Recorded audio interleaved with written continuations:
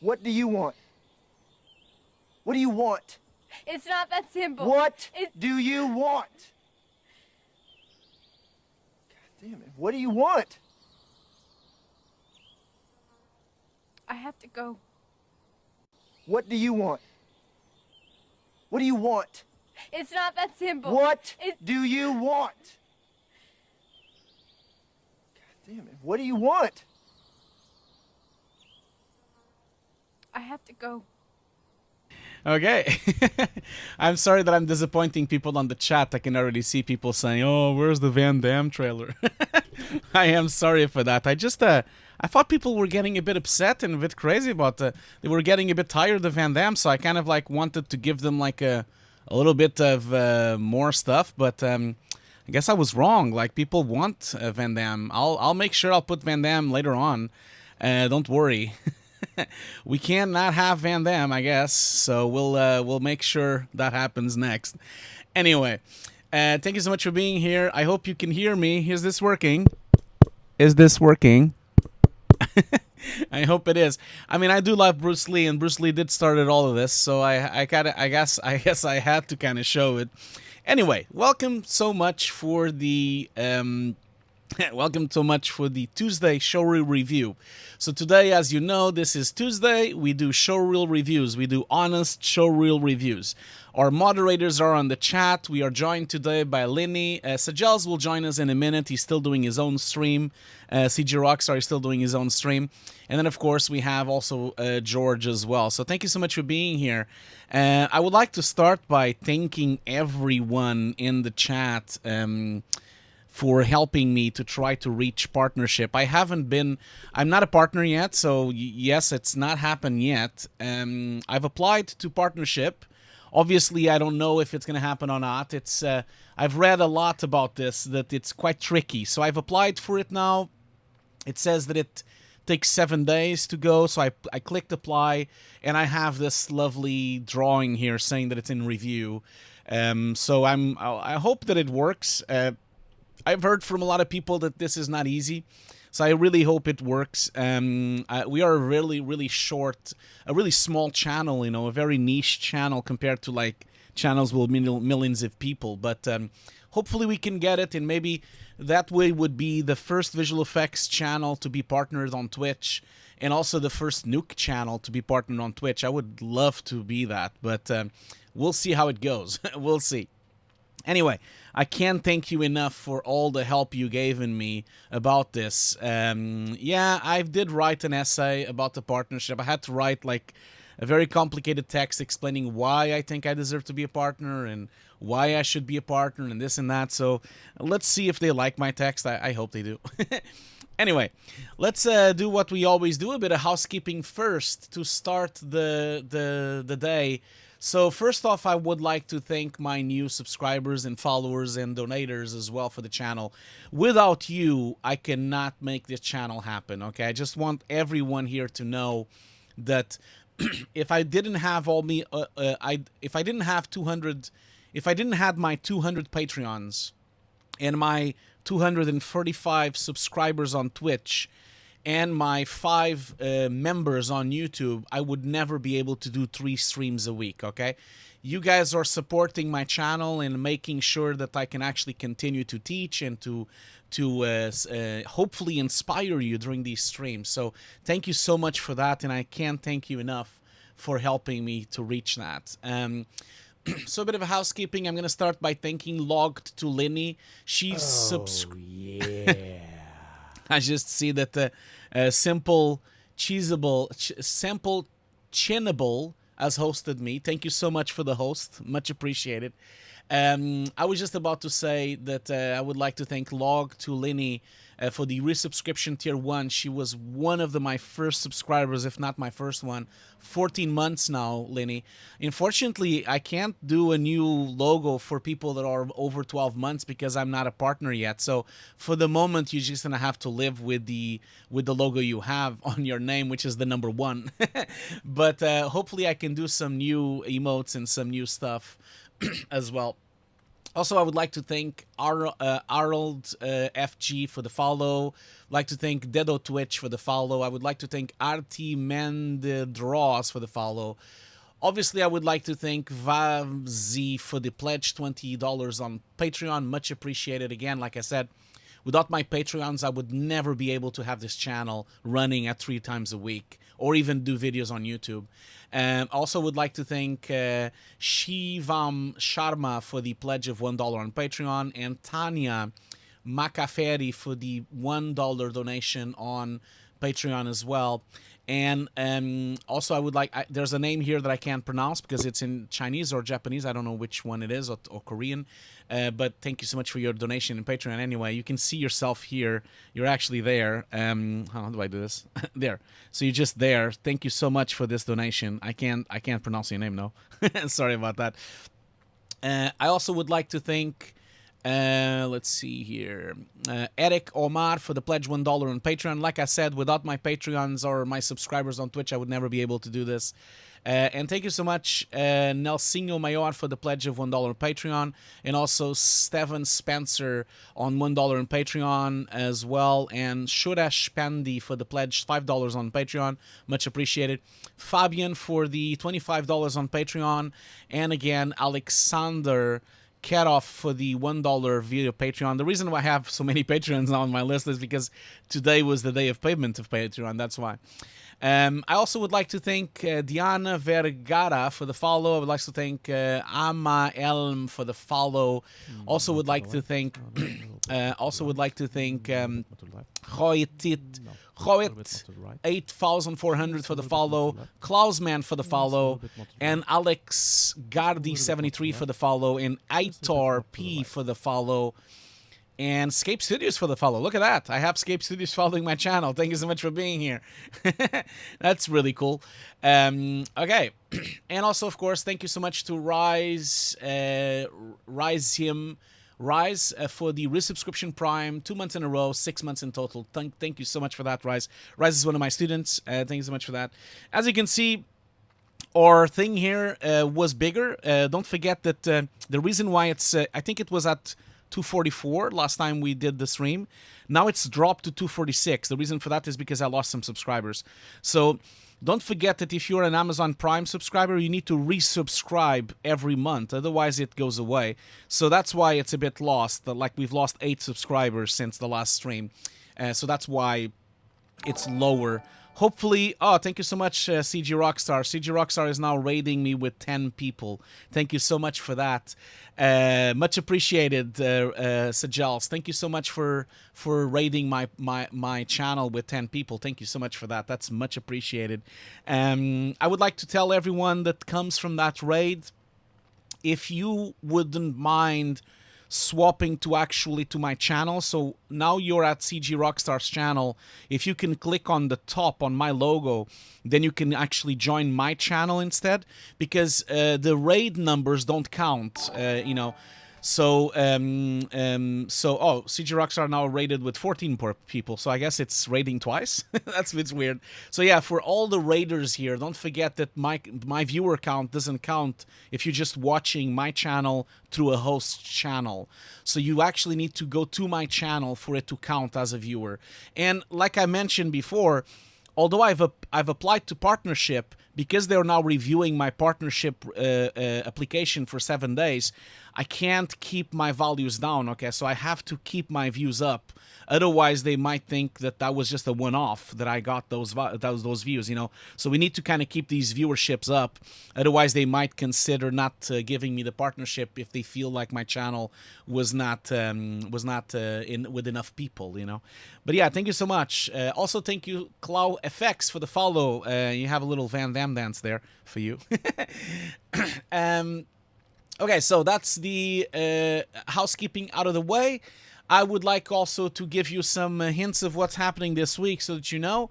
I'm going to start off with Discord. So don't forget that I now have a public Discord.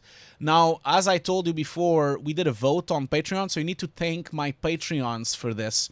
my Patreons has voted for the Discord to be public. So our Discord is 2 years old, but it's always been just for Patreons, and now it's public because they voted for it to be public. So if my moderators could please put the link of my Discord on the chat, that would be lovely. And so right now we have 551 members, which is amazing. We only had 200 members from Patreon, so we've already doubled and almost tripled the number of members. I'm so happy for this. Makes me so happy.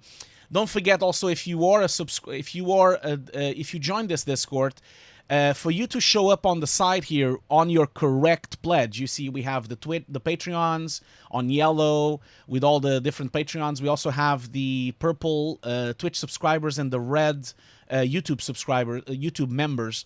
Don't forget to link your Patreon account to Discord or your Twitch account to Discord. Otherwise, you don't get labeled. And also, if you don't link that, then you won't have access to the subscribe-only chat. We do have a place where people do requests, people ask for things, they do suggestions. And I kind of, usually when I'm talking with people on the chat, I tend to prioritize people that are members or Patreons. For example, like here, Akam, you can see is orange because he's a Patreon, against Scuba, which is not. So I tend to like look first to the Patreons and subscribers first. So don't forget to link your account so that you can actually be tagged correctly on Discord. Okay. Thank you so much, Lenny, for sharing the Discord link. Other things that I would like to say as well is that don't forget today, Thursday the 7th of May, I'm going to give you the link. We have the BenQ webinar. So this is the BenQ webinar. Don't forget to sign up. It's free, you know. Anyone that signs up gets a discount to buy a BenQ monitor. So don't forget to support my channel. The reason why I'm pushing this so much is because I really need as many people watching as possible, because I kind of want BenQ to feel the support from my community, because I am on the process of negotiating a giveaway with BenQ, and I'm almost like BenQ is going to provide some monitors to give away on our community. So that's why I'm kind of really working very hard to get BenQ on my side, and I hope that you can join me on this stream. Now, even if you are not thinking of joining like the stream, I hope you can consider to at least coming into the stream for at least a few minutes, and maybe just join for a few minutes, and then if you need to go somewhere else, you can always do that. But at least if you can show up and make your presence. Now, this webinar, as I told you many times, it's basically a webinar for people that want to work from home. I'm going to be showcasing not just my studio. I'm going to be showcasing my studio. I'm going to be giving you tips and tricks of how to build your own studio. And we're going to do this through different levels of budgets, okay? If you have a lot of money, if you have only just a limited budget, or if you have no budget at all. So I'm going to give you advice for all three variants, you know? So if you don't have any money, I'm going to give you some advice of how to build your professional studio at home with the best equipment that you might have at hand, you know? And maybe you can repurpose stuff. If you have a limited budget, I can give you some advices of what you could buy with that budget. And of course, you have no limit on budget. You can just buy everything you want. Now, I would say that this webinar is great for any creative artist that works from home. You know, it doesn't need to be VFX or compositor. It could be an editor. It could be an a Photoshop artist. It could be a matte painter. It could be like any person whatsoever. So I think it's going to be a nice Q&A. It's going to be just 1 hour long. I'm going to be presenting my suggestions for about half an hour. So we're going to have a suggestion moment for half an hour around that time, and then we're going to have another half an hour for just Q&A, so you can ask whatever you want and you can get some questions. You know, I'm really hopeful that you can come in. I'm quite happy with this. Like, we have 1,400 people interested, but only 104 is actually coming. So I'm hoping that this can grow a bit. Last time I did a BenQ webinar, I had 300 people. I hope I can break that limit. The cool thing would be if I could break 1,000, because the application they're using for streaming, don't forget you need to register, because this is not going to be on Twitch, okay? So the application they're using for streaming can only hold 1,000 people. So I hope we can break that. That would be awesome if we can actually have ran out of seats on the event. That would be such a good vibe and such a good thing for BenQ to support my channel. So hope I can see you there. Thank you so much. Now, I'm gonna say one thing though, which is a bit of an elephant in the room. So unfortunately, some of our lines were crossed here. So as you know, I work a lot with BenQ and I work a lot with the Foundry. And for some reason, the lasers, the beams were crossed like on Ghostbusters. And unfortunately, the Foundry decided to do a session exactly at the same exact hour that my BenQ webinar is going on as well. Now, obviously, I'm still going to promote their webinar anyway because I'm their friends and we work together. And I think their webinar is great. And I hope I can go and watch it later offline because obviously I can't watch it because it's at the same time as mine. But this is going to be a VFX supervisor roundtable. So this is not a tutorial. This is basically a roundtable, Unfortunately, BenQ and myself and Foundry didn't really manage to sort this out, which was a shame. I think it would have been nice if it was 1 hour before and 1 hour after. But unfortunately, none of them want to give, so unfortunately we're going to have an issue where we do have these two, But, it's up to you if you want to join the Foundry session or if you want to join my session. The Foundry session is basically a round table of people talking. So it's basically the VFX supervisor from Framestore, VFX supervisor from Technicolor, the VFX supervisor from MPC Film, VFX supervisor from Blur, and of course a guest lecturer here, which is Sashi Toshi. Now, and of course Juan Salazar. This is going to be a really nice conversation, I'm sure. Unfortunately, I can't watch it, so you need to pick if you want to watch them live or if you want to watch me live. But of course, I'm going to try to convince you to come to my webinar instead. And also, don't forget, if you can support my webinar and show BenQ a lot of love, there's most likely the chance that I can get some monitors giveaway that I can get from BenQ. So it would be nice if we can do that. Now, one thing though is that the Foundry's webinar you can watch at any time.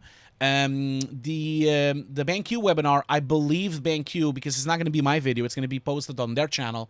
I believe BenQ is going to post the video 2 months later. So it will be a long time before it's actually on YouTube, So, or maybe you can kind of think, maybe you can think of being on both. Maybe you can come into one, say hello, and come into the other and say hello. I just would love to have your support for the BenQ webinar. And it was incredibly awkward that we have two of them at the same time. It is a shame. Because obviously I would love to be on this one as well, because I'm a VFX supervisor and I would love to talk about this as well and have a chat. But, that's how it goes. Last but not least, I just want to give a shout out to the stream that we have today. So today we have another stream later on. Where is it? Oh yeah, here it is. So if you go to Keep Calm, I'm in VFX. There is a stream tonight. So where is it? Wait a minute. No, I'm a bit lost now. Where did you put your streams? server announcement? No. Calendar events? I just saw it. No, it's not this one. Oh, there you go. No, that's not the one. Oh, yeah, this is the one. So tonight at 10 o'clock. So tonight at 10 o'clock. Is this the one? Yeah, 9 o'clock Tuesday. Yeah. So today, if you want to join at 9 o'clock in the evening, Ludo from Head of CG at DNAG is going to be doing a session with David, the head of 3D DMP. So maybe join them. It's going to be at 9 o'clock in the evening. It doesn't really cross my streams at all because we synchronize our things. So yeah. So no, I mean, I can't, man, guys, I can't raid Foundry with the BenQ because I'm at the BenQ event. I can't really go to another event, otherwise BenQ will kill me. Sorry about that. But yeah, maybe join this this session later on tonight. I'll be on the session as well, so maybe I can see you all there. I'm sure it's going to be good. Ludo always does such cool streams as well. Hopefully he will join us today as well. He always usually joins us as well. But yeah, so that's my shout-outs. Shouting out everywhere here. Just shouting out everything I can. So thank you so much for that. And I really hope you can join me on the BenQ thing. Anyway, let's do a couple of questions, and then we're going to move on to the first showreel of the day. Today is Showreel Reviews, as you know. Oh, by the way, I forgot to mention, of course, this Thursday, you know that I do compositing on Thursdays. I can't do the compositing on Thursdays because I'm doing the BenQ thing. So should I just do it on Friday, or should I do it on Saturday, or what should I do? Like, I'm not really sure. I know I don't like to move my schedule, but maybe perhaps I can do it on Friday. I also need to like schedule my book stream as well, part 2. We need to do that soon. I'm not sure, like maybe I do a poll for that. Do it another day. So I'm gonna do a poll for that, you know, because why not? We all love polls, right? The compositing stream should be, and so this would be like Friday, this Friday. Okay, sorry. Let's just this Friday, this Saturday. You guys pick, you know? That's how it is. Saturday or next week as normal. Okay, so we have the compositing stream should be this week's. This week's. Sorry, I'm just doing the thing. This week's compositing stream should be this Friday, this Saturday, next week as normal. So I'm gonna give you like 5 minutes. Like I'm gonna give you 3 minutes to do this. So starting the poll now, and you can kind of see the poll now. The poll is not on the top of the stream. I'm gonna just put it on the chat here, on the viewer here, so we can see the thing, how it's going. So let me know if you prefer it for it to be this Friday, this Saturday, or next week. Obviously Sunday we have the review stream again.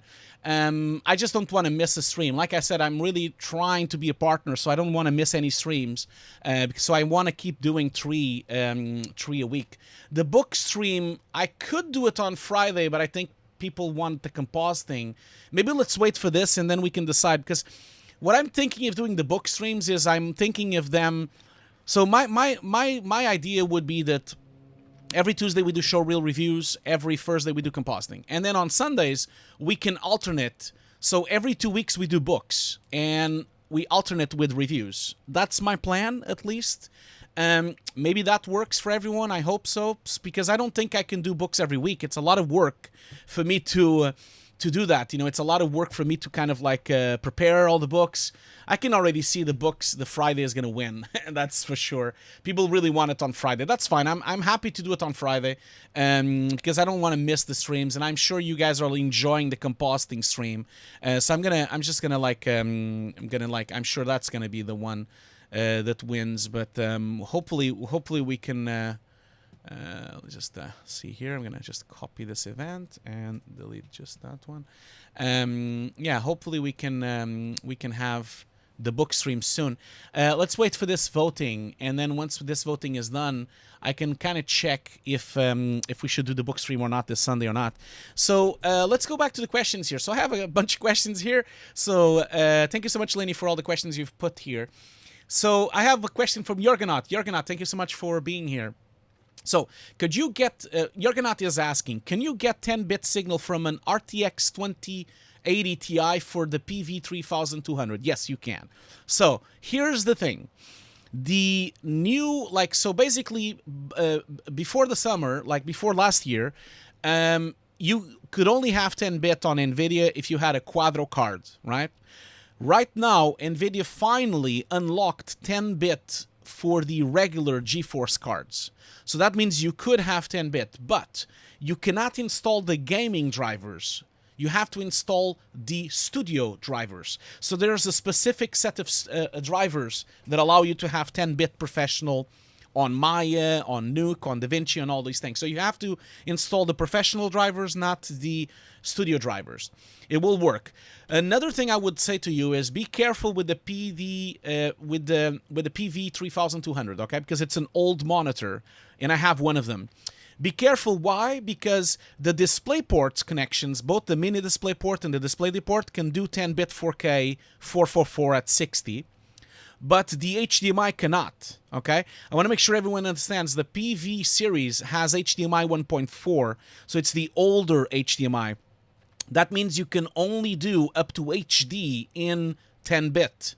at 60 on that monitor. If you do 4K, the resolution, the frame rate will drop to 30 hertz, okay? So, because that's the limitation of the HDMI cable, it can only do 30 hertz.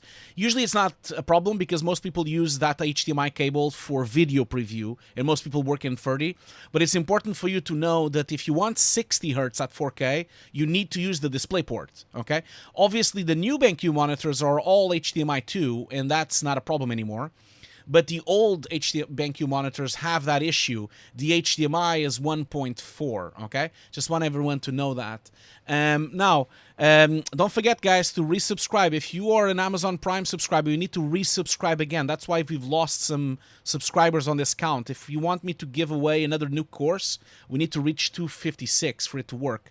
And please, Akam, do not give more subs, okay? Do not do that, okay? If you do that, I'm going to be upset with you. You've already given 30 subs. It's enough, okay? You're literally paying for the course now, and I don't want you to do that, okay? Just make sure you don't do that. Okay, so the voting is over. The voting was categorically for Friday, so we're gonna do the Friday compositing stream. Now, here's another poll. I know I don't like to have so many polls, but I'm sure you like it as well. The second book stream, the book club stream. So the book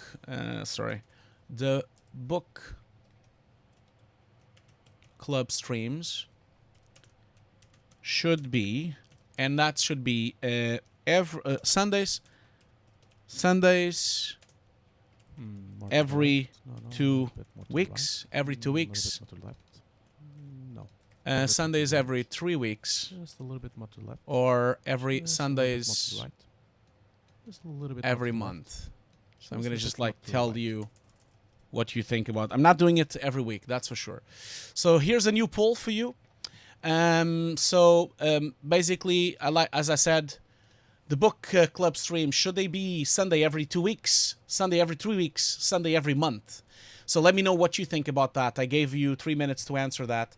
I would just like to know. I'm not going to do them every week, though. So thank you so much. I love my girlfriend. I'm sure you do.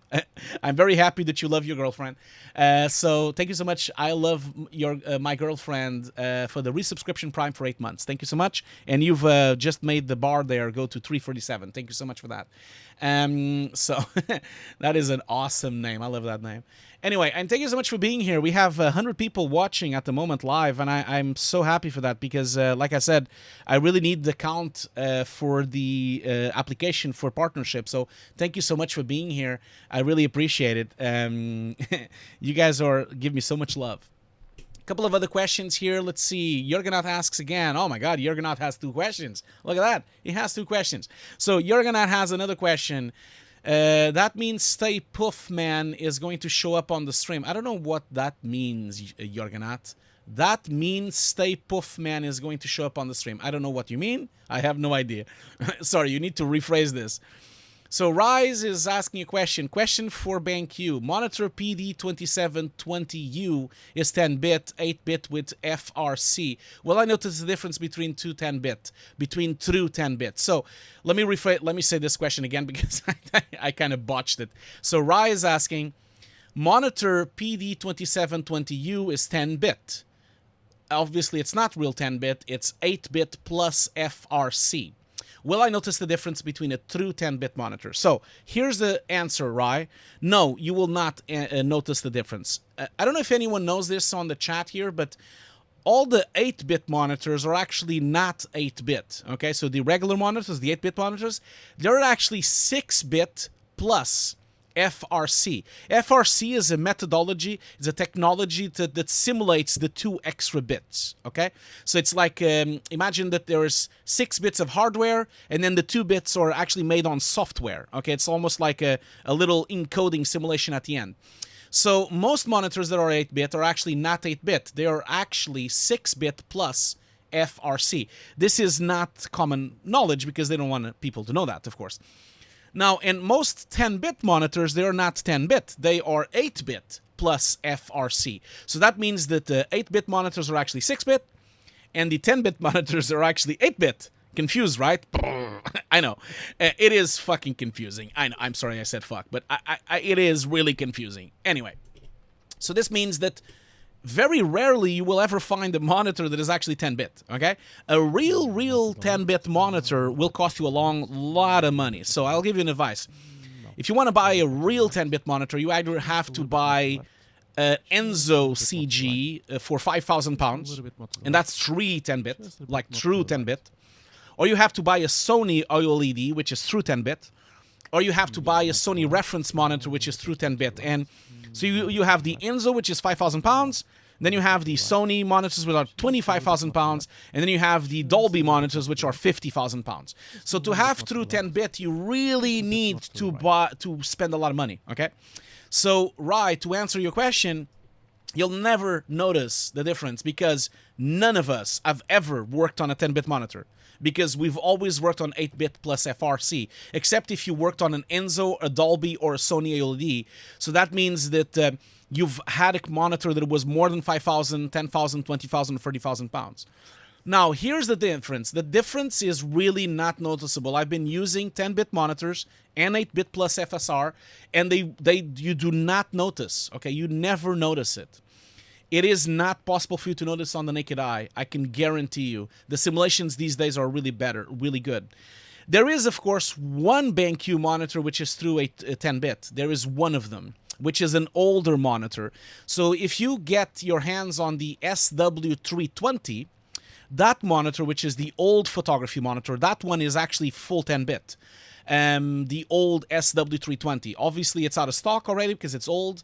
And the other problem that monitor has, that it really has a very old HDRR configuration, and it's a bit old. I wouldn't say to you that you should buy it because it's a bit old. The new SW321 is better, okay? You guys reached the hype train. Look at that. Thank you so much for that. You guys are just subscribing now. I'll get back to that. So, like Mikhail is saying on the chat, 10-bit shows colors that only bees and designers can see. Well, that's not true, Mikhail. Like I said, the 8-bit plus FRC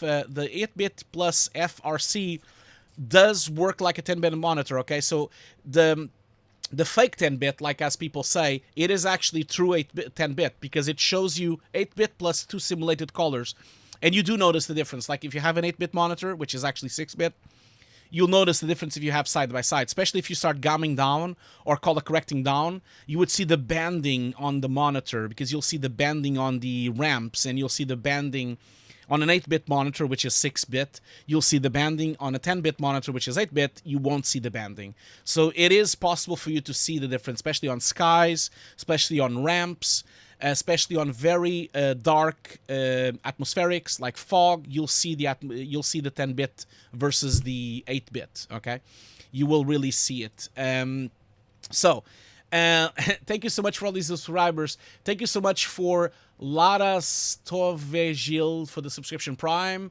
Thank you so much also to, I hope I pronounced your name correctly, Lara Stovegil. I think that's it.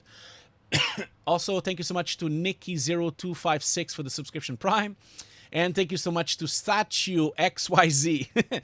Statue XYZ, thank you so much for the subscription Prime. Much appreciated. So we are on our way. Look at that. Only 16 subscribers to go, and we're going to give away a new Nuke course, basic Nuke course, for everyone on the chat. Okay, so the book stream one. So the book stream is going to be every 2 weeks. So now it's decided every 2 weeks we will have a book stream, okay? So that means that because we had the book stream last week, the book stream was Saturday last week, we're now going to have the book stream, let's see here, it will be next Sunday, so that will be on the 17th. I'll start promoting it, don't worry. So this will be the book stream. I'm just going to make a calendar event here so I don't forget it. I'm sure I won't forget it, but I'm just going to make... So that means every 2 weeks, instead of us having... a showreel review, we'll just have a book stream, and I think that's going to be better for me because I think I can kind of handle that, you know. So let's see, it's going to be every month, every week. No, wait a minute. Every month it will be on every. How do I do this every 2 weeks? Okay, here we go. On the every. Okay, so every 2 weeks, I guess. I guess that works. I don't know. I don't think this is working. My calendar event here is not working. Every 2 weeks. Okay, every 2 weeks on Sunday. I think that's it. There we go. Every 2 weeks on Sunday. Yes, it is working now. Okay, cool. Sorry about that. My brain is a bit damaged today. Going back a bit to the questions here. So someone is asking, what is FRC? I'll put it on Google. I'll Google that for you. FRC. So that I don't know exactly the nomenclature of what it means, but it has a name, a weird name. So Tommy's Hardware here is talking about it. What exactly does it mean? I can't remember. That I don't know. Oh yeah, frame rate control technology, I guess. Frame rate control technology, perhaps. I don't know. Maybe that's what it is. I don't really know what that means specifically, but that's what it's called. There's a lot of people on the web talking about this, so you can kind of read a lot of documents about that.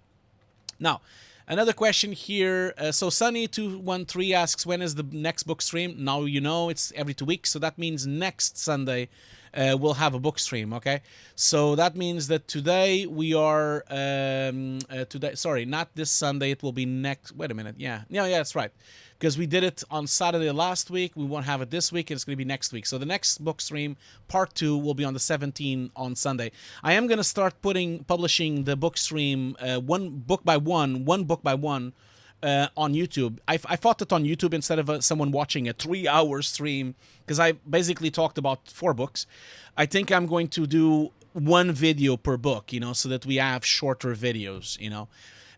So let's see another question here. A question from, oh, look at that. We got a level 1 hype train. Thank you so much for the hype train. I need to like share my new emote. I have another one. Choo choo. So another question here from Psalm 2788. Hugo, what was the most challenging shot you've worked on? Was it Just Cause? No, it wasn't Just Cause. The most challenging shots I've ever worked on in my life, I would say that most likely it was Vermintide. Vermintide was very difficult because it was a combination of miniatures, you know, CG, matte painting, particles, and also like real roto and paint work. I think that was very challenging. Also very challenging was this project. I forgot to show it last week. Let's show it this week. I have it here. I think I have it here. I just have to turn on my rate system. One of the most challenging projects I've ever had in my life, I'm just booting up my rate system. You just have to wait for it to boot. Was a project I did for the BBC called D-Love. And it's not very glamorous, the project, at all. But it's really difficult because it was a big paint work, you know. So I'm going to show you once this boot up. Come on, rate system. Boot up now. Boot up. Okay, so why is my rate system taking so long? Come on. This is unexcusable. Okay, here we go. Media. So if I go to my projects here, my masters, if I go to the Mills projects, let's see here. These are all my masters, by the way.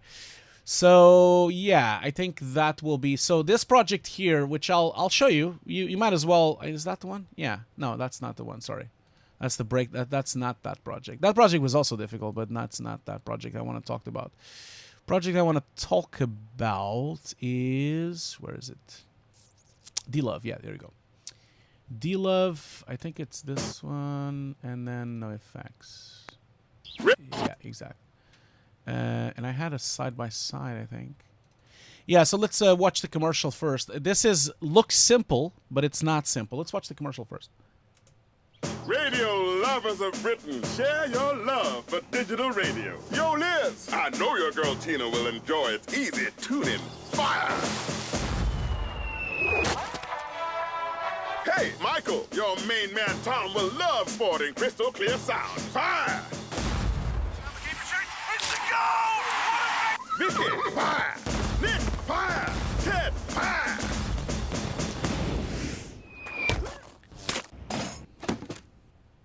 Otherwise, traffic's moving pretty freely. Share digital radio with someone you love. Share the love! Yeah, so that looked simple, right? It does look simple, but it's not simple. Okay, I'm gonna show you like how we did 6 commercials like this.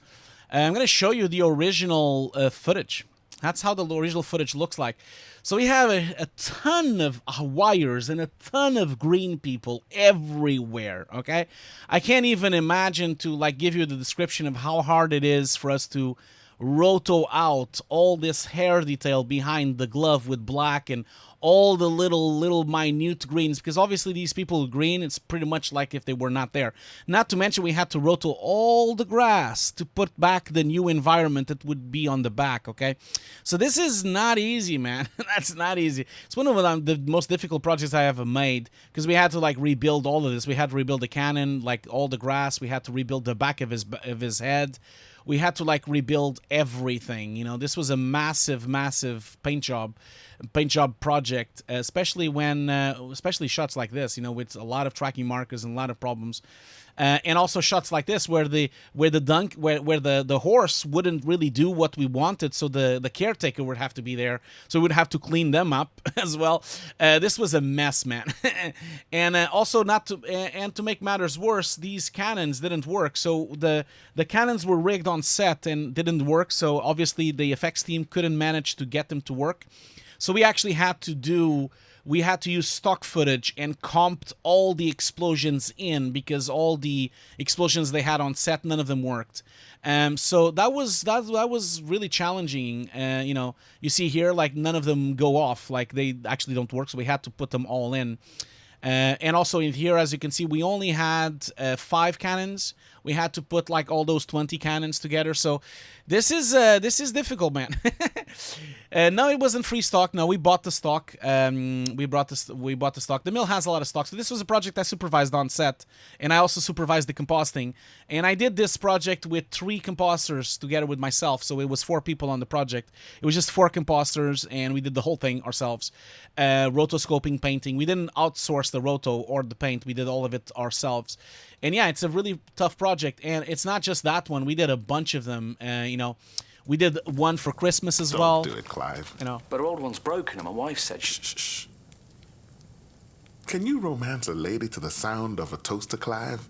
no, but... But nothing, Sugar Lips. What your lovely lady need? well, anyway, as you can imagine, I don't have breakdowns of these ones, but they all have they all have people in green screen suits everywhere. That's right.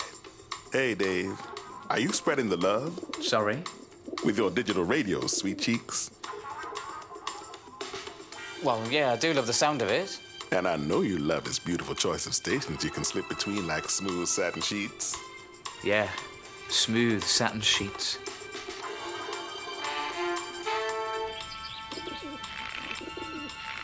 Or how you can listen to it anywhere, baby. Yes, I do. I love that too. I love digital radio. Well, if you really love it, tell your friends, tell your family, tell everyone. I will. I'm going to tell my mate Roy. That's the spirit, Dave. I shouldn't have put that music, now I realize. Sorry about that. Anyway, I'm getting off topic now. We're getting off topic. But yeah, just to let you know that even seniors like myself, you know, I was the head of Nuke when I did this project at the mill. And even seniors do rotoscoping, okay? Seniors do rotoscoping in paint as well. We all do it, and we all have to learn it as well. Anyway, I wanted to go back to the questions. We're going to do a break soon, so we'll do just a couple of more questions. And then we'll do a break before we move on to the first showreel of the day. We have no other streams at 6 today, so we're not in a rush today, at least. So let's get here to the more questions. Let's see here the questions. So that was Psalm 2788. One of the most challenging jobs I ever done was that one, but I think, like I said, the Vermintide was also very difficult. Polymonger asks, and you see, it's funny how you fought Just Cause 3 was the most challenging. And the funny thing is, Just Cause 3 is super easy, man. Just Cause 3 is so easy. It's all CG. Anything that has CG is super easy, okay? Just want everyone to know that.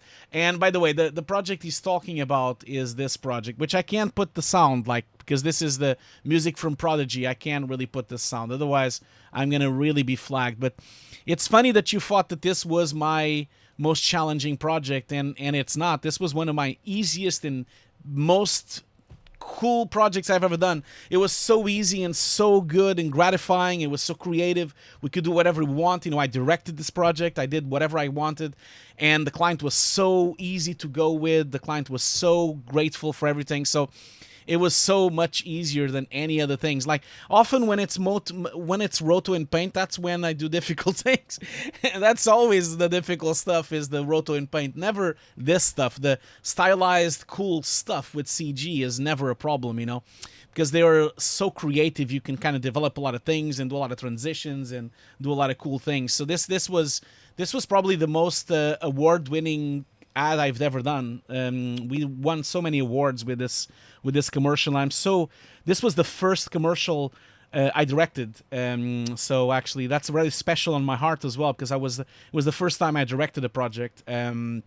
So yeah, I'm really happy to see that. And obviously it wasn't just directed by me, of course. It was co-directed with Fire.Smoke, with Will Cole at Fire.Smoke. But I'm so happy that I was part of it. But yeah, very cool. Anyway, let's go back to the questions here. So another question here. Let's see. Polymonger asks, other than book streams, what about talks, some shots, show, movies, and director works which shaped you? Yeah, sure. You know, the problem with that, Polymonger, is that I can't really show the videos or the films because I'll be flagged, so I can't really put clips of films unless... yes, that's right, Kaio. It was on the Foundry Showreel. So the Foundry Showreel, I've been on the Foundry Showreel. I was on the Foundry Showreel 5 times in a row. I haven't been on the Showreel for a while, although I send every year, but they didn't really like my projects, I guess, right now. But when I was at the Mill, I was always at the Foundry Showreel, always. There was always a job there. So 4 years in a row, I was on the Foundry Showreel. And then I was so happy that the 4th year, the last one that I was on the Showreel, the Foundry, which was the Justice 3, I was so happy because it was my own project, you know, it was like my own baby, and it was on the Foundry Showreel as well, so I was very, very happy with that. Anyway, going back to the films, it's going to be difficult because unless I show only trailers, I can't really show the films on the stream, otherwise I'll be flagged, so it's going to be tricky for me to do that. But maybe I can show the covers, maybe I can talk a little bit about it. There is one thing I've been thinking about, though, and maybe I'll ask you guys what you think. Like I'm going to show you something here that you probably are not aware of. So some of you know that I am a big, big fan of Stanley Kubrick. It's my favorite director. One of the most sad things about my life is that I've never met Stanley Kubrick. I was still in Portugal when he died. I was finishing my degree on university, and I've always wanted to know him, and I died before he passed away before I could meet him. But anyway, the reason why I want to show you this is because of this. And maybe this is a good idea to show like what I could call, instead of a book club, it could be a museum, you know. So I've seen the Stanley Kubrick exhibition 4 times, okay? So I've seen the exhibition at the iFilm Museum on 2012. That was in Germany.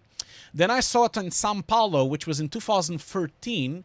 Then I saw it at the Film Institute in Germany again in 2018. And then I saw it on 2019 again on the London Expo. Now, all these exhibitions are different. They've been curated differently. They have different things. They have different photos. They have different images and different clips. Now, the cool thing about it is that I took hundreds and hundreds of photos, okay? So I have 133 photos from the German Museum. I have 274 photos from the Sao Paulo Museum. I have 300 photos from the Film Institute. And I think I have 300 photos from the London, plus 27 360s, and plus 22 phones. So I have hundreds and hundreds of photos, okay? So I kind of felt that maybe what we could do is we could do a Hugo's museum. So I could kind of like show you some of the photos. I can treat them, of course. I need to treat them. I haven't treated them. I can show you some of the photos of the museum, so you can kind of, and I can tell you about some of it, because I know a lot about Kubrick. I have a lot of books.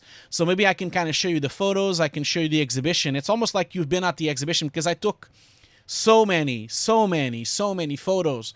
and I know so much about some of this stuff that we can kind of really do a great stream. You know, it could be like a museum stream. It could be like you go at the museum and I can just go through the photos. Not only the photos, but I even have 360s as well, which is cool. We can kind of like load up the 360s on a 360 and I can kind of rotate the values as well. And we can go all the way back to the Sao Paulo Museum as well. You know, like I said, all the exhibitions were different. I need to treat the photos though, but it would be cool for me. Like, obviously, there's like 4. There is. Let's just check actually by like I'm gonna just like put this thing here and see how many photos we have.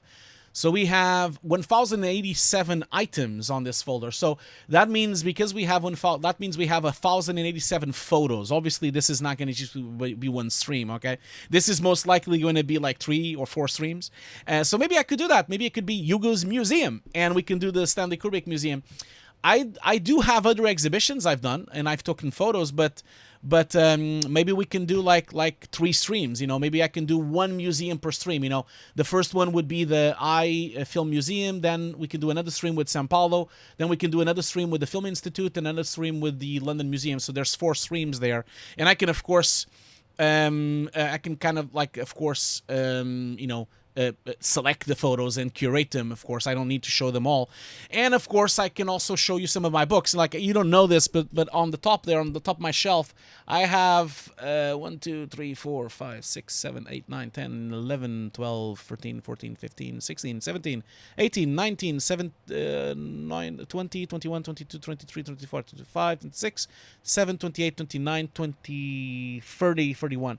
I have 31 books on Stanley Kubrick. I have read them all, and I have 31 books. So we could do like the exhibition, and then we can do the book streams on Kubrick as well. So I can do a series if you like this. You know, maybe I'll ask. I can see that there's like some problems on my stream though. I can see that it's red at the moment. Are you guys having issues watching my stream? I think the bit rate has dropped. I think you need to refresh the window most likely. Red room, yes. I have the photo of the red room thing here somewhere. I can't remember where, but it would have been here somewhere. I don't know. I took in so many photos of this museum that I don't even know. And the cool thing is I could link it to some of the books I have. I can link it to some of the knowledge I have on Kubrick as well. Yeah, I think we have a bit of a hiccup on it's lagging a bit, I think. That's because I'm not a partner yet, you see. So let's just see what you guys think about this. Let's do a new poll before we do a break. Should we do a Kubrick stream? Why am I even asking this? Yes, no. So I'm just gonna do a 3-minute poll. Some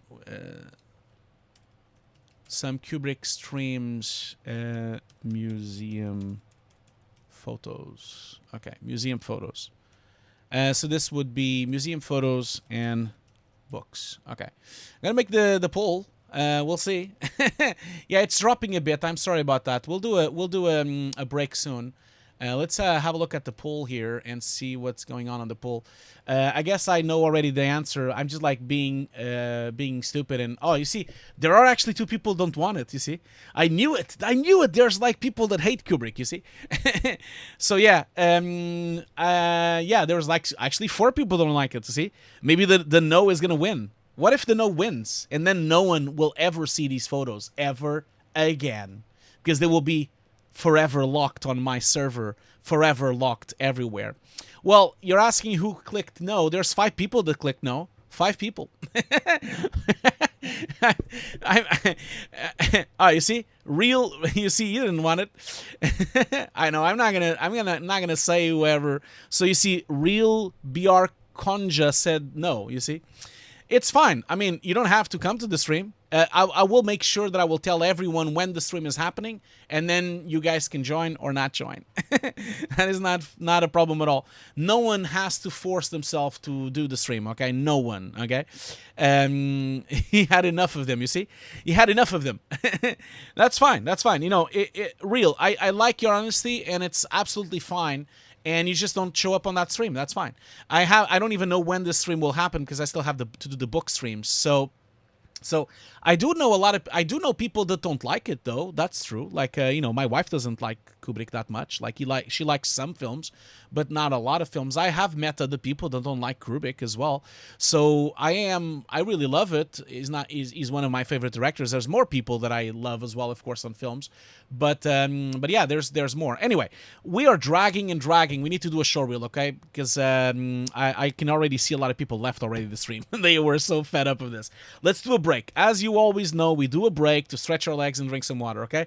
We'll come back here to the stream in a minute. So let's do a break. Let's all be responsible and stretch our legs, okay? I'll see you very soon for the first showreel of the day. And thank you so much for being here. So I'll see you in 5 minutes, okay? 5 minutes, we'll be back. And again, the gift is courtesy of Kurt again.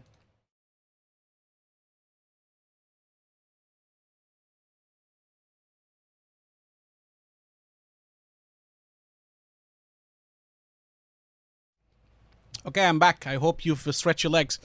I can see Ludo is here. Hi, Ludo. You didn't miss much. We're gonna do a show real soon, and I've already, of course, announced your stream tonight, which I will do as well again. So, if you guys want, as I told you, you need to go and see. Where is it? You need to go and see tonight. Ludo is going to be on Keep Calm. I'm on VFX on Twitch, 9 o'clock p.m. time, London. He's going to be talking with David from Providence VFX. So be sure to tune in. It's going to be at 9 o'clock in the evening tonight. I will be joining as well, although I have dinner at around 9:30, 10. But please make sure you follow Ludo's stream. There's always amazing. So Ludo, you just missed one thing. I was just telling everyone that I have about 1,000 photographs from 4 exhibitions that I went to see from Stanley Kubrick. One at the Film Museum, one at São Paulo, one at the Film Institute in Germany, one in London. I have about 1,000 photos from the exhibition. So I'm gonna do a special Kubrick stream about that. Where I basically go through these photos and I talk a little bit about some of these things, and because I know a lot about Kubrick because I've read a lot of books from him. He's my favorite director. So we're gonna do a special stream. So you've just missed the voting. We did a vote. The vote was, where's the vote? Yeah, so the vote was yes. So we had 48 people that want to see the stream of Kubrick, and we have 13 people that didn't want to see the Stanley Kubrick stream. So. Yeah, and oh, cool, thanks. You voted for no or you voted for yes? Well, anyway, and you didn't miss much. I'm still waiting for my Twitch. It's the applications for partnership is still on review, as you can see here. So I'm gonna have to wait 7 days, and then of course you've missed. Didn't miss much because you just came in time to get my Pepsi open. So look at that. We're gonna just go and open up here. Look at that sound. How good is that? How much do you love Pepsi now?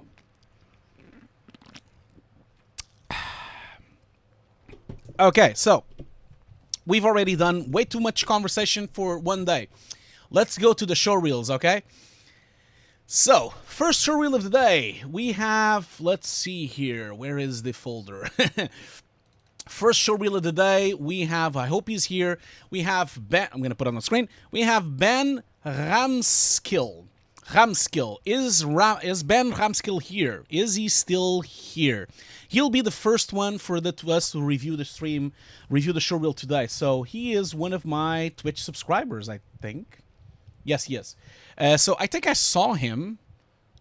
Yeah, you're here. Yeah, BRVFX. So, BRVFX, we're going to watch your showreel first. So, as you guys already know how this goes, we are going to watch the showreel from Ben without sound, of course, because I don't want to be flagged on Twitch or on YouTube.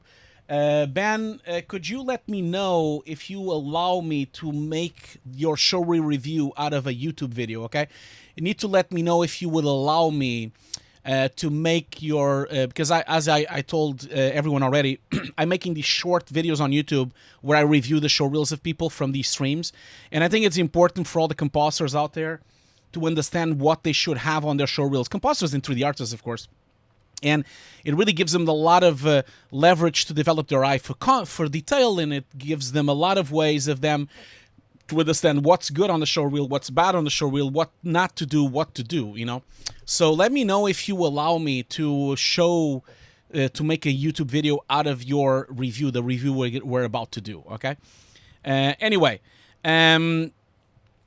let's watch his showreel first, and then we'll go back. So let's watch without sound. Now, the moderators will be so kind to put the showreel with sound on the chat. If anyone wants to watch it with sound, they can always watch the moderator's link, okay? Oh, Michaela says, my wife is angry at you. Now I need to go and shop to get some Pepsi. Oh, I'm sorry, Mikhail. I'm so sorry for that. I didn't want anyone to be upset with you, man. Tell your wife I'm sorry about that. I didn't want to damage anyone here. No one is going to be roasted here. This is not going to be roasting anyone, okay? We're going to be giving professional feedback. As I told you many times, I was the head of Nuke at the Mill for many, many years, and I'm a VFX supervisor for a long time now, both at Sony, at Ubisoft. I'm going to give you my professional opinion since I've been hiring people for so long, okay? So please don't, don't think that I'm going to roast this showreel. No, I'm going to give him professional feedback, okay? And I don't even know if he needs feedback. Maybe it's amazing already. You never know, okay? So let's watch it first. And for those of you joining, don't forget that we are watching without sound, okay? So we're not with a problem on the sound. It's just that we're watching it without sound so we don't get flagged. Man, this is like some David Lynch shit here, man. It is like literally David Lynch shots here. This is so weird. Damn, it looks like I'm watching a film, like a short film from him. He's so sad because he's gonna die. He's gonna be on one of those boxes. It's so cool. What the fuck? God damn it. What's wrong with you, man? Okay.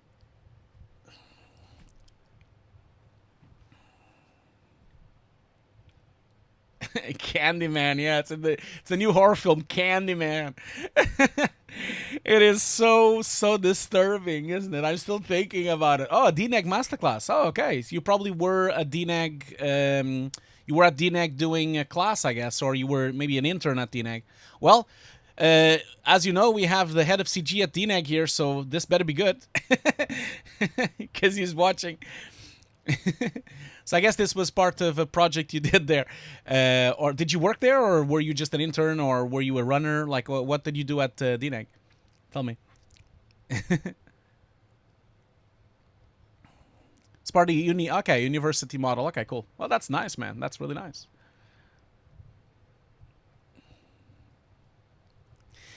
So far, so good, man. I have a couple of comments, and I think you have some really good shots, and you have some shots that, look okay, and have some issues. But I think it's really solid. It's a good showreel.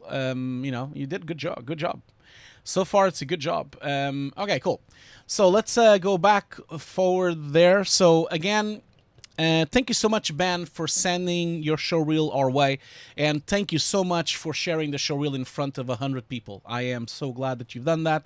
Don't worry, we're going to go through this, and it's going to be only professional commentary.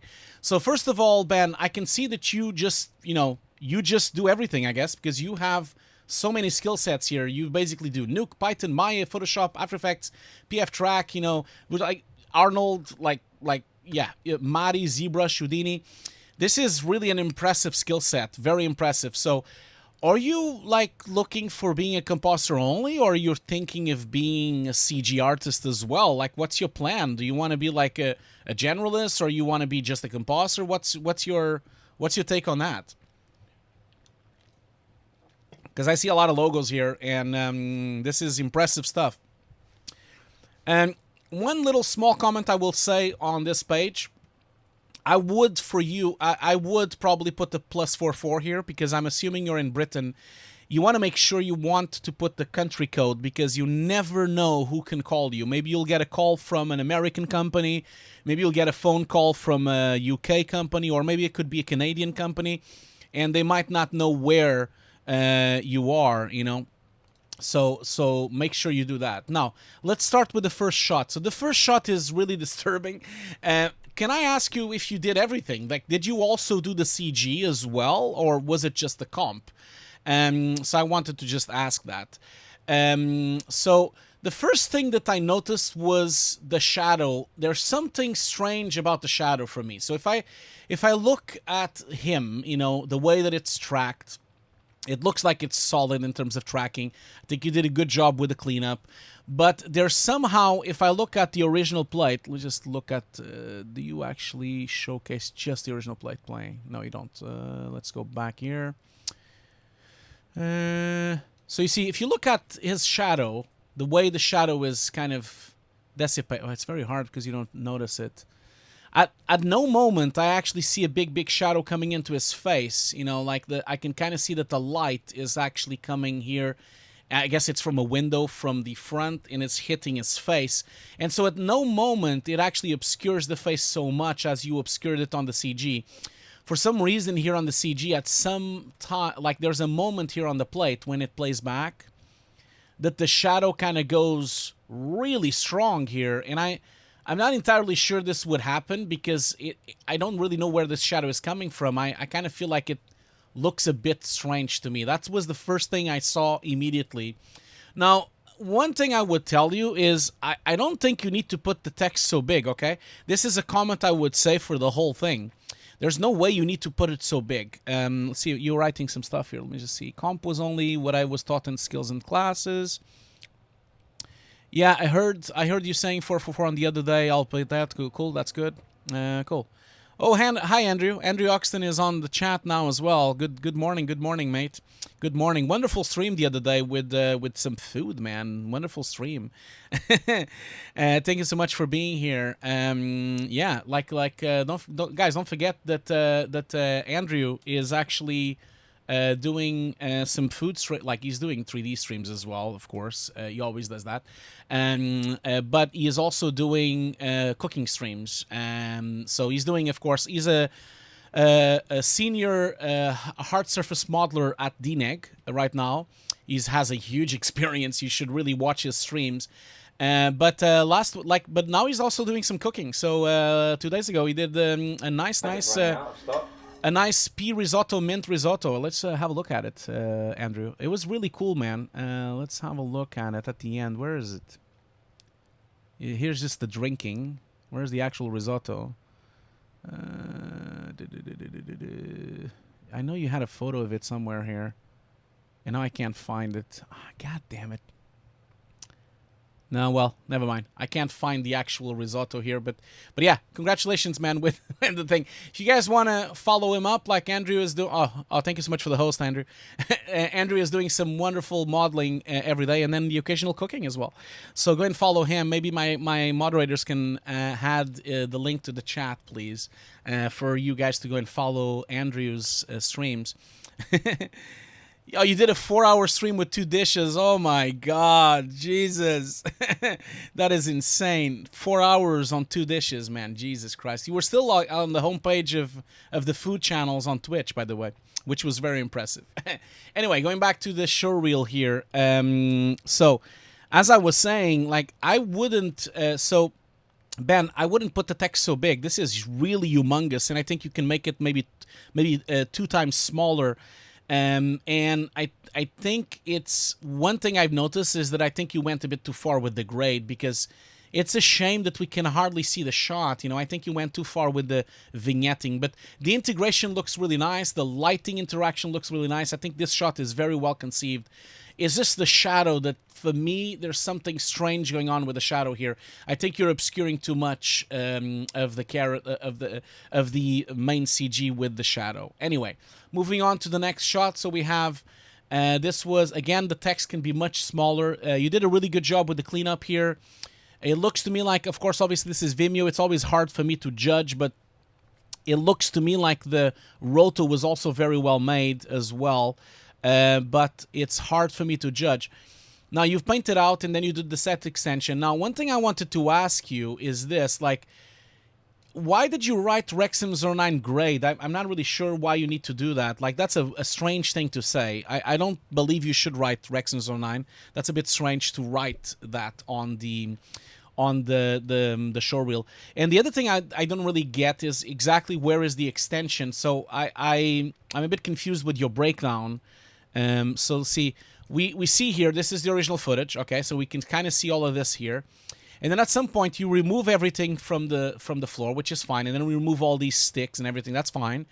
But then you do this roto here, and you never really show what you've done with the roto. So I'm a bit confused because you never removed anything from the back there, but you also never put anything else there, and then you never show me the alpha channel. So it's a bit confusing why you have the roto there, you know. So it's something I wanted to ask you, like why did you have the roto like that? So maybe you can answer me on the chat so I can know. Are you still here, man? Are you still here, man? See if you're still here. Let's see here. I can see Andrew and everyone else is like chatting about food now. Thank you so much, Lartist, for the follow, and thank you so much, Din Finn, for the follow, and George Quartz for the follow, and JT359 for the follow. Thank you so much. Don't forget, if you have Amazon Prime, you can subscribe to my channel for free, and you can help the giveaway there. So if we reach 16 more people, we're going to be giving away one course, one Nuke course from my course. Let's see here. It's a work in progress. Okay, so current project had a deadlines. Okay, so you never finished this. Okay, that's fine. That's fine. I just wanted to know. So in terms of the cleanup looks pretty solid. At least the one on the front looks pretty solid, but it's a bit hard for me to notice, of course, because it's a Vimeo compressed link. So it's very hard for me to really notice like the grain detail and everything else that you have there. But it seems to me that you've added a bit of blurriness into this rock there. The first thing I would say is that somehow this looks a bit soft to me. Like it looks like it has a patch here. So because you see, when you look at the original, you see the rocks and the bricks are really sharp. And then as you put the patch, it kind of loses definition on the side here and loses definition here as well. Especially this brick here.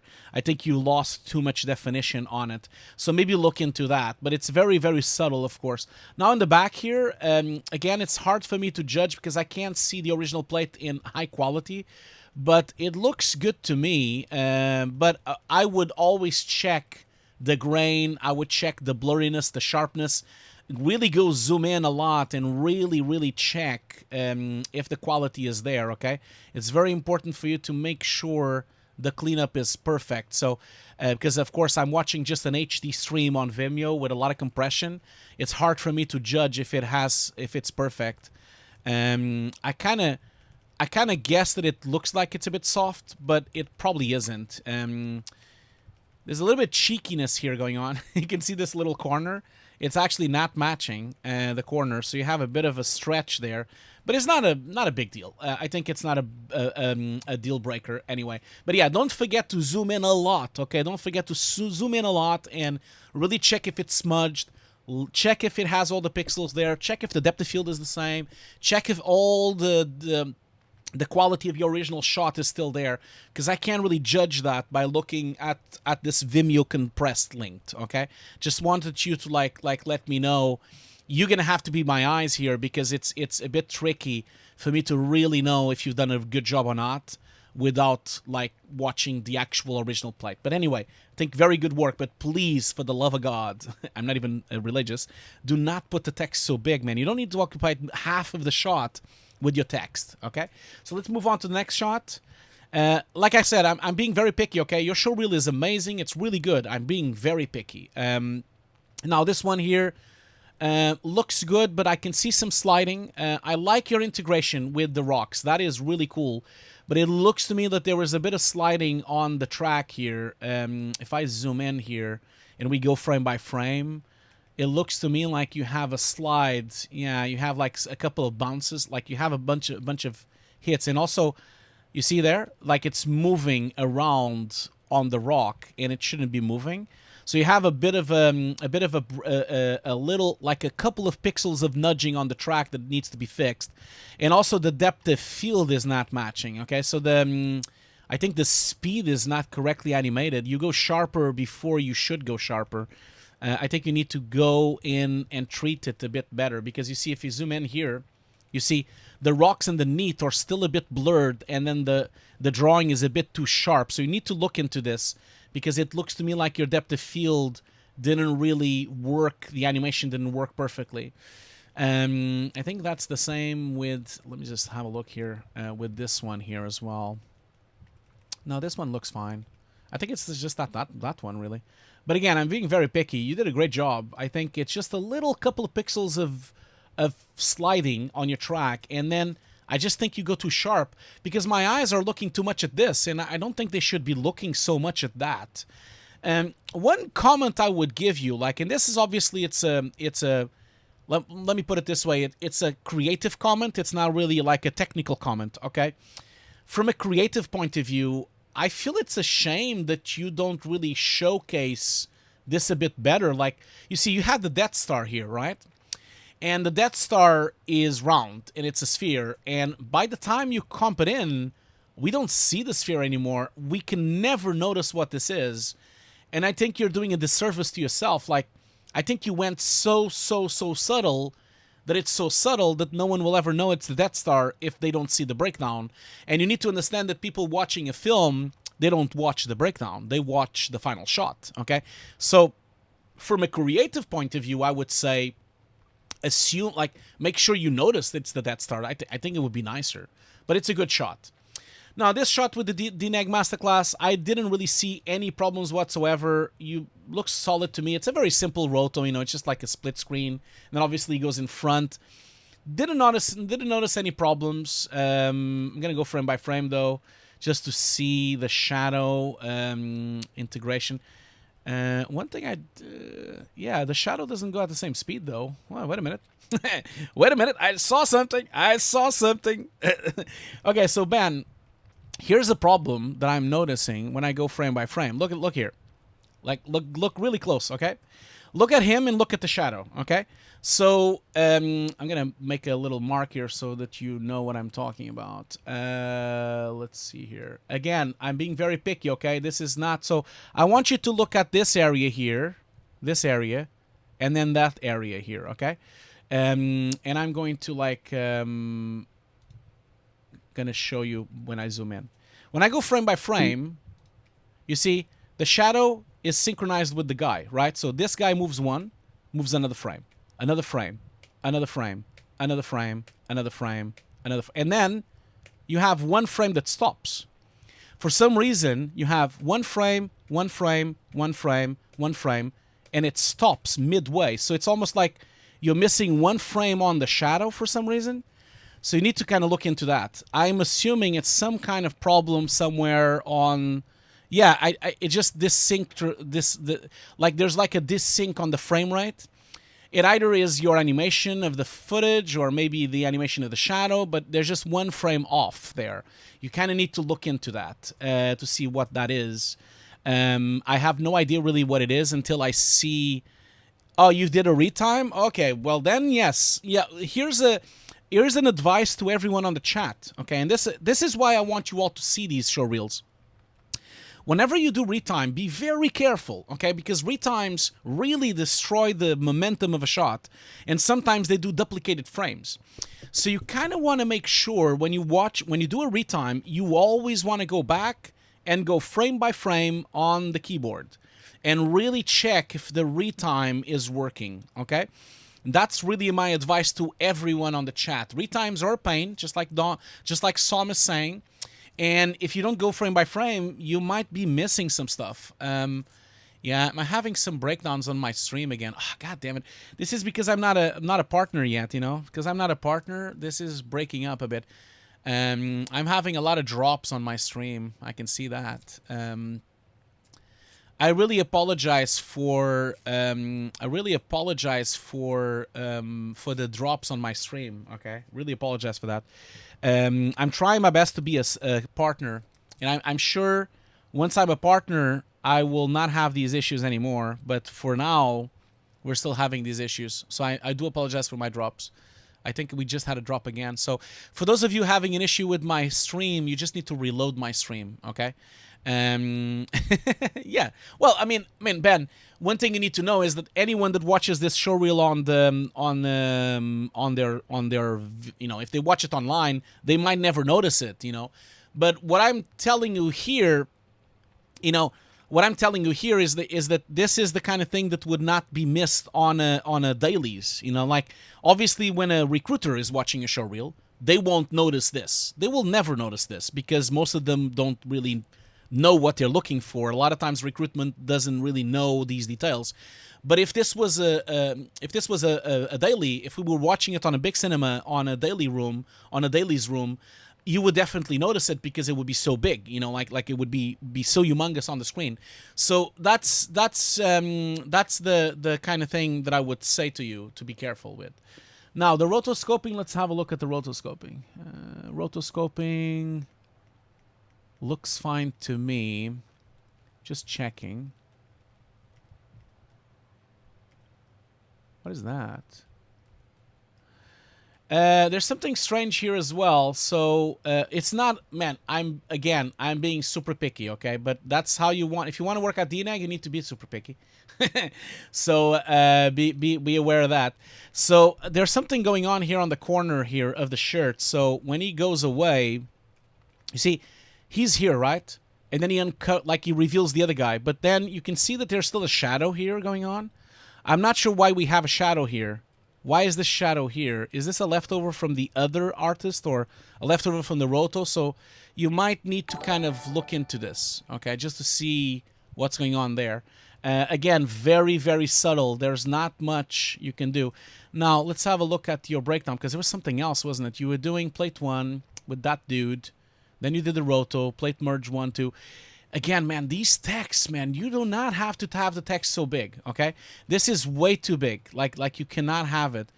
Hydrate color. Did you change that? Okay, I didn't saw that actually before. And then regrain. And then retime, okay?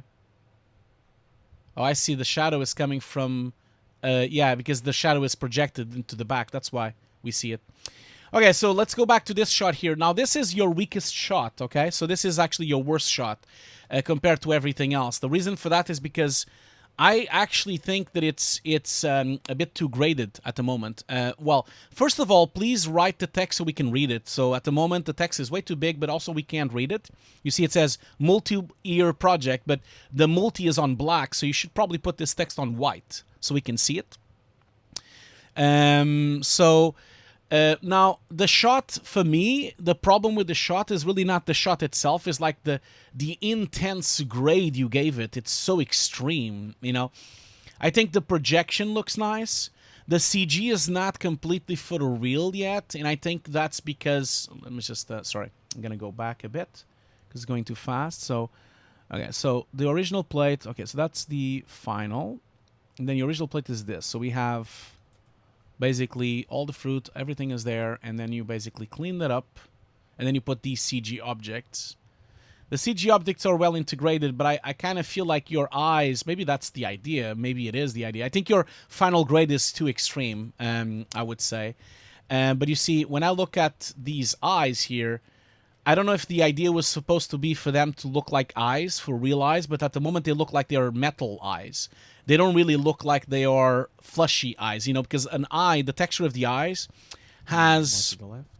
Oh my God, Andrew, don't do this! What are you doing? God damn it. We're going to now be half an hour here listening to people. Well, anyway. I'm going to have to interrupt the showreel, and I'm going to have to give claps to Andrew. Andrew, thank you so much for the gifted 5. You didn't need to do that, man. You didn't need to do that. Thank you so much for the gifted 5. Andrew Oxton 3D, he gave away a gift sub to Mavijal Kankaram, and he gifted a sub to Gloglogs Jantar. He gifted a sub to Rexzilla, I like that. He also gifted a sub to Viken the Virgin. Viken the Virgin, what the hell? Also gifted a sub to Metsu Adon Ken. Thank you so much for all these subscriptions, man. Thank you so much. And look at that, our goal is almost broken. We only have 11 to go. Like, we only have 11. Is it 11?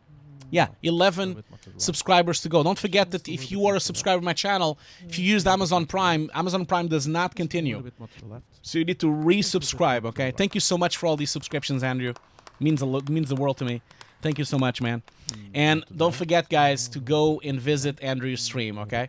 I think I closed it already, and I shouldn't have closed it. I do apologize for that, because now I have to, like, go and search it again. Just a little bit more to the left. So Andrew, as I said, Andrew is doing a lot of amazing modeling streams. I'm gonna pause this. Now, Andrew also is a very, very accomplished. Sorry, what am I doing here? Yes. Wait a minute. I need to open this up. So he has an amazing art stream, okay, as well. So as you can see here, Andrew has actually, you really need to go in, if you like modeling, if you are a modeler or a CG artist, you need to go and see his streams, okay? Because as you can see, he's working in Dune and DNAG. He's worked already on Star Wars, Terminator, Solo, another Star Wars, Transformers, Valerian, Avengers, Independence Day, Terminator, Guardians of the Galaxy. This guy has been around, okay? He has a lot of experience, and some of the work he has on ArtStation is just outstanding. So please go and follow his ArtStation as well, because he currently actually has 19,000 followers on the ArtStation. So go and lend him a hand and go and follow his ArtStation so we can have... Oh, sorry, that's not what I wanted. Sorry about that. That's for some reason it copied the wrong thing. That's what I wanted to do. So go and follow his ArtStation as well. Okay. So Andrew, thank you so much for your donations. Okay, thank you so much. It means the world. And look at this work, man. This guy puts me in shame because I have no films like this. I only have games, man. Come on, you're putting everyone on shame here. I only have video games. It's not the same. It's not the same. Video games are not cool like films. Anyway, let's go back, man, to your showreel. As I was saying, from a texturing point of view and a material point of view, I don't know if your idea was to actually have...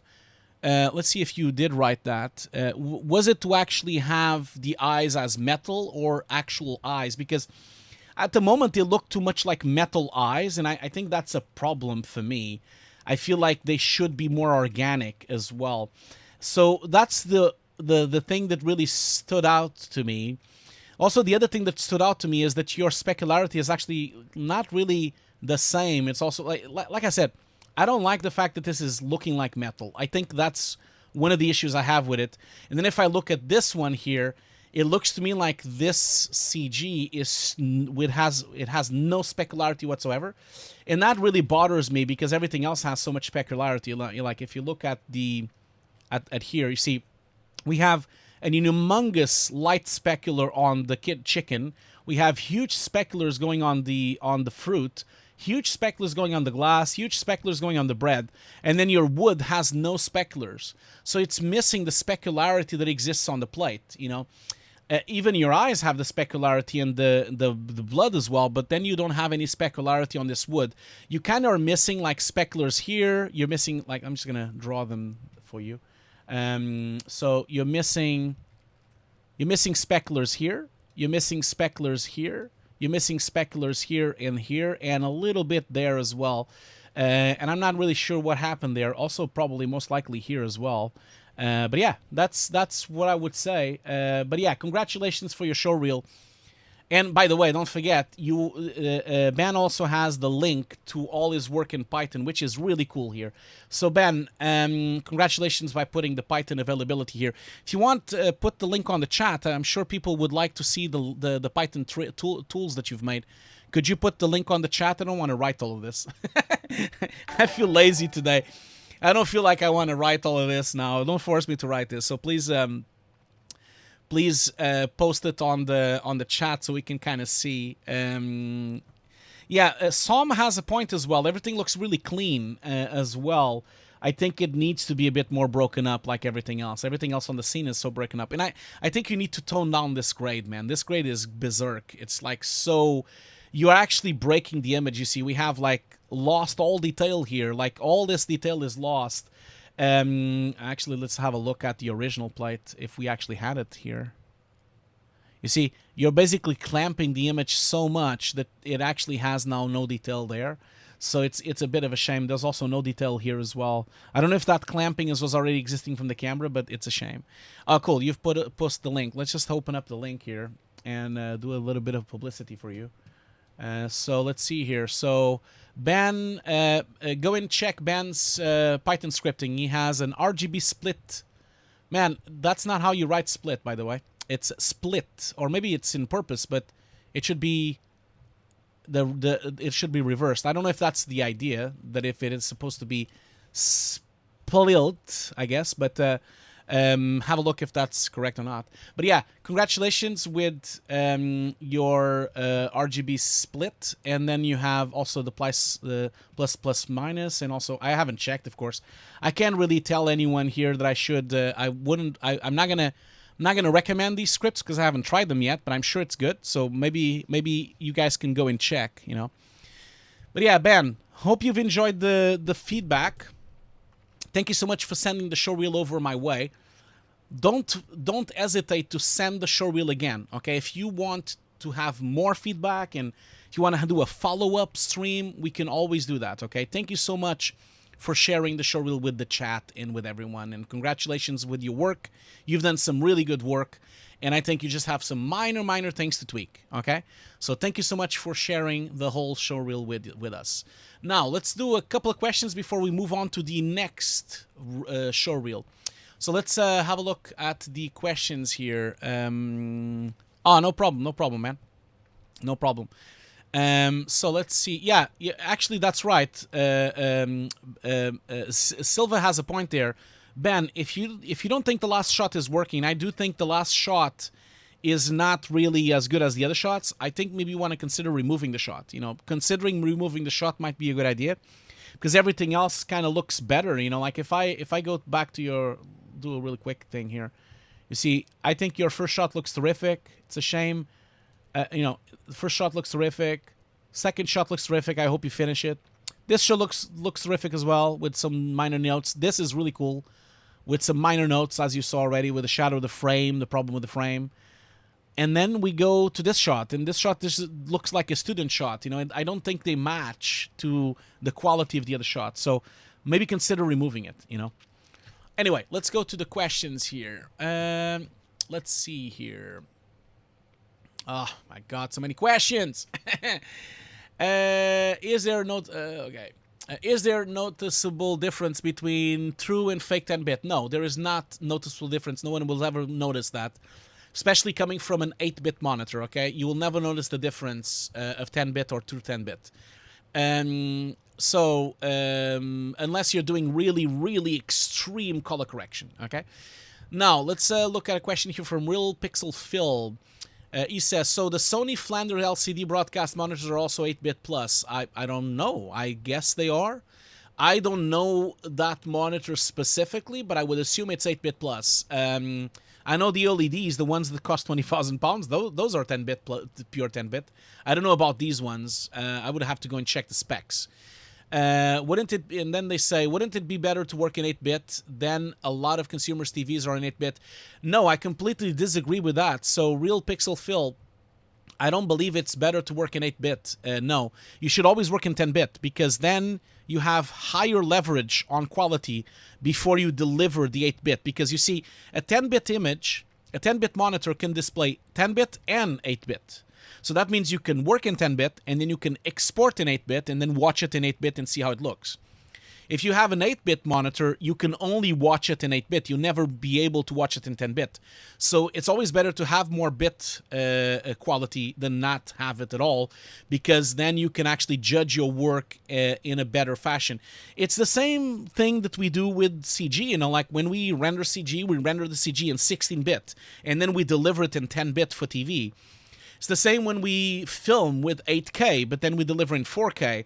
You always want to have more, okay? You want to have more resolution. You want to have more bit. You want to have more dynamic range.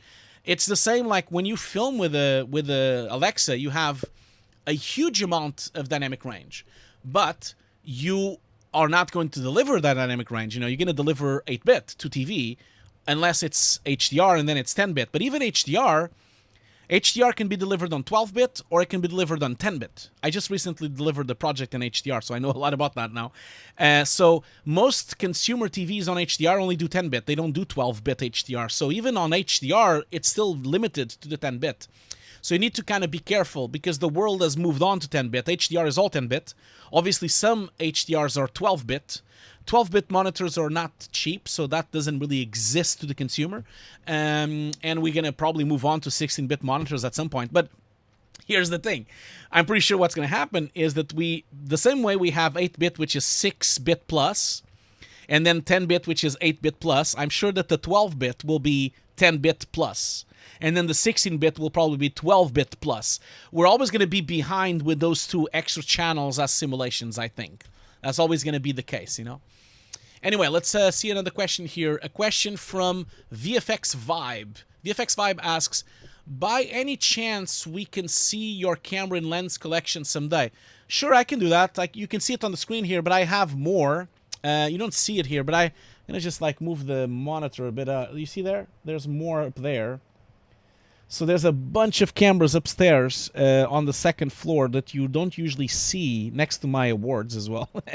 Actually, you see the books go all the way to that side. You see, they continue all the way to that side and continue all the way to that side as well.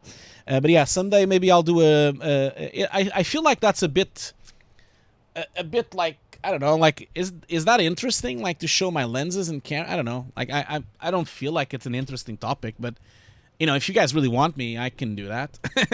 But I just feel like it's a bit congratulatory to myself, so I don't know. Anyway, let's see here. Soma2788 says, oh no, that question already covered. CG Rockstar Sigels asks, how did you get light interaction on the Canon? On the Canon painted on in CG? Yeah, we did it on comp. So we basically just did rotoscoping and then we did soft mats to do the light interaction. Because we shot it on Alexa and because I was on set, I made sure we were shooting on RAW. And then because we had RAW, we had a lot of dynamic range. And because we had a lot of dynamic range, I managed to call it correct. Oh, Ben, you fixed the spelling? I'm glad. So it wasn't supposed to be written like that. I'm assuming it was supposed to be written split. One thing I'm going to tell everyone here, as you know, I'm not British, you know, like I'm not native British. Oh, I can see it's now called split. That's good. You need to fix it on the video as well, by the way. The video is wrong as well. So be careful with that. But I just wanted to everyone to know that I use Grammarly a lot, and I really think Grammarly... Oh, shit, I need to log out, though. Otherwise, you're going to see what I'm doing. So Grammarly is... For me, it's like the best thing ever happened to my life because I'm not British born. I'm Portuguese, so I do a lot of spelling mistakes and a lot of grammar mistakes. So I use Grammarly everywhere. I use Grammarly on my phone. I use Grammarly on my emails. I use Grammarly even on posts on Facebook, on everything. I always check everything on Grammarly every time. And the cool thing is that it also allows you to check, if you are not happy to repeat words, you can always check synonyms so that you can actually check other words that you might not know. So I would recommend you to do that. Let's see here. Another question here. A question from Kurt. Kurt, thank you so much for the GIF again. So Kurt is asking, what about all the light on the cannons and actors? Yeah, that was the same thing as well. We basically did rotoscoping and soft mats to light up the actors so that they would have light interaction. It is easy to do if you use several masks and several, levels of gray on the masks, almost like building your own depth pass out of the rotos, you know. Let's see here. Rise is asking, is that Michael Vaughn? Yes, it is. It was Michael Vaughn, yes. He was a star on the commercial. Real Pixel Phil says, how do you budget a horror project like this? Can you calculate in all the extra work beforehand? Which horror project are you talking about, Real Pixel? I don't know what you're talking about. Which horror project are you talking about? Sorry, I don't know what you're talking about. SML Arn, I would say Firefox Autocorrect is fine, but Grammarly is not just an autocorrect. it's an autocorrect, but it also gives you opinions. It basically tells you what you should write, and also it gives you options of what you should write. And it's free. I really think you should start using Grammarly. It's a lot better than the autocorrect, you know. Let's see here. Another question here.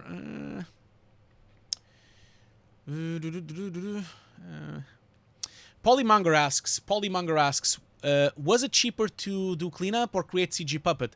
It's a lot cheaper to do cleanup, of course, because you remember, to do cleanup, I only needed 4 compositors, and if I wanted to do a CG Puppet, I would have probably needed 10 CG artists for like months to do it for the real. And I still needed compositors anyway, so I think it's always cheaper to do it as a puppet. The decision to make a puppet was because the director wanted to be a real puppet. That's why. Like, it was supposed to be a real puppet. That was the point. It was supposed to be an homage to the puppeteering films, you know. Let's see. SML Arn asks, do you watch Corridor Digital video series VFX reacts to bad in CG? Yeah, I've watched some of those from Corridor Digital. I don't like their videos because I don't believe they are being very honest with the reviews. You know, if you think about it, people forget that CG is not bad because of CG artists, okay? CG is bad because of clients. So it's very important for you to not think about that, oh, the CG was really botched on that shot. Oh, DNEG did a bad job, or Framestore did a bad job, or the Mill did a bad job. No, they did not do bad jobs. You know, what they do was they answer to the client. The client forces you to do whatever they want because they're paying. So never judge CG from any production, because the client might have made decisions that the compositor didn't want to. The client might have made decisions the VFX supervisor didn't want to. Also, don't forget that maybe some of the decisions were made on grading. So that means while they were with the client doing grading, they might have fixed some stuff, or they might have ruined some edges, or they might have do something that they shouldn't have done. So the fact of the matter here is that never judge the CG from anyone, because people, I can tell you, are always doing the best job they can, okay? Everyone in the industry is always doing the best job they can. That's why they are on the top companies, okay? No one that works at DNEG, you can ask Andrew here, you can ask Ludo, no one that works on a VFX company on a top level is bad. No one, okay? If you go to DNEG, when I was at the mill, I was surrounded by superstars. You know, I was surrounded by the most talented people in the world, okay? I'm sure Andrew can tell you as well. If he's at DNEG, he's surrounded by the most talented people in the world. These people are they're only at DNEG, they're only at the mill, they're only at Framestore because they are the most talented people on the world. They would never make a mistake, okay? I'm just like telling you this right away. What happens is that clients make requests and they want to do changes. From my experience, when you have a project, imagine if you have 100 versions of a project, 100 versions of a shot. Perhaps the best version was at version 70, okay? And from 70 all the way to 100, it's just rock bottom, like a spiral of comments destroying the shot. And so that's why I don't like this YouTube channel. I don't like this YouTube channel because they just make a piss and a mockery on the CG work, and that's not good. Like, because the CG work was good, everyone was doing their job, and they can't really mock the CG artists, they can't mock the companies, because they were doing what they could because the client requested. And that's why I hate those videos. I don't think those videos are good at all. And those videos paint a very, very stupid way of doing visual effects. That is not how people work. And you need to understand that Corridor Digital is not making visual effects on the eye hand, okay? They are not working at DNEG. They're not working at Framestore or the mill like we are. We know how it works. They do not know. So although it's funny to watch their videos and they have 1 million views on their videos, it is basically bullshit. That's what their videos are, okay? Just like letting you all know. It is funny to watch, but it is just that. It's just funny because I tell you one thing, man. A lot of times when I watch their videos from Corridor Digital, I think they don't know what the hell they're talking about. I'll be honest. I don't think they do. It's a bit BS. And it's a YouTube channel. They're looking for clicks, you know. They're looking for clicks. That's pretty much the thing, you know. Just wanted you all to know that. Anyway, VFX is bullshit. That's right. Andrew is right, though. Everything is bullshit anyway. But a lot of times you guys need to understand that the clients really make a mockery of the project. So a lot of times we have no choice, man. We have no choice. I've been on so many projects that looked so much better before the last kind of feedback came in, like the last notes that come in. Because at some point, you need to understand that when you're working for a film, there's like the executive of the film, there's the director of the film, there's the producer of the film, then there's the art director of the film, and then you have like the executive of the company, then you have the executive of the studio, then you have the executive of the distribution.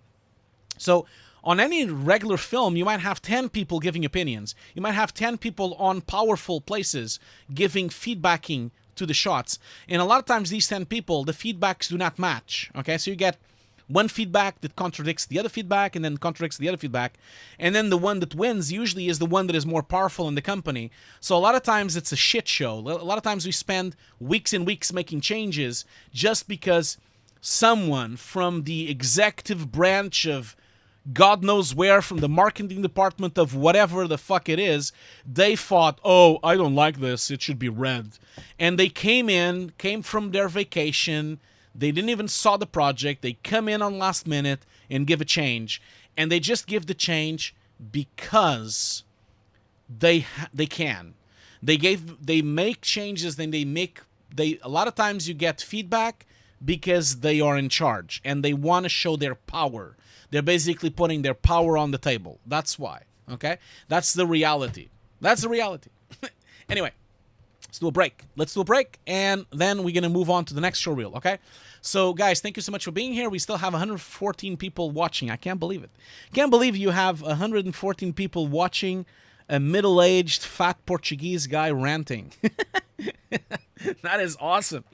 Anyway, I'll do a break, 5 minutes. As you know, you need to go and stretch your legs and you need to chill for a moment, drink some water, and I'll be right back with the next showreel, okay? Thank you so much for being here. Thank you so much for all this amazing support. I'll be right back, okay? This time, Kurt, I'm going to do the normal, regular break, okay? So Kurt already had his time with the Pepsi. Now we're going to do a new break, a regular one. I'll be right back.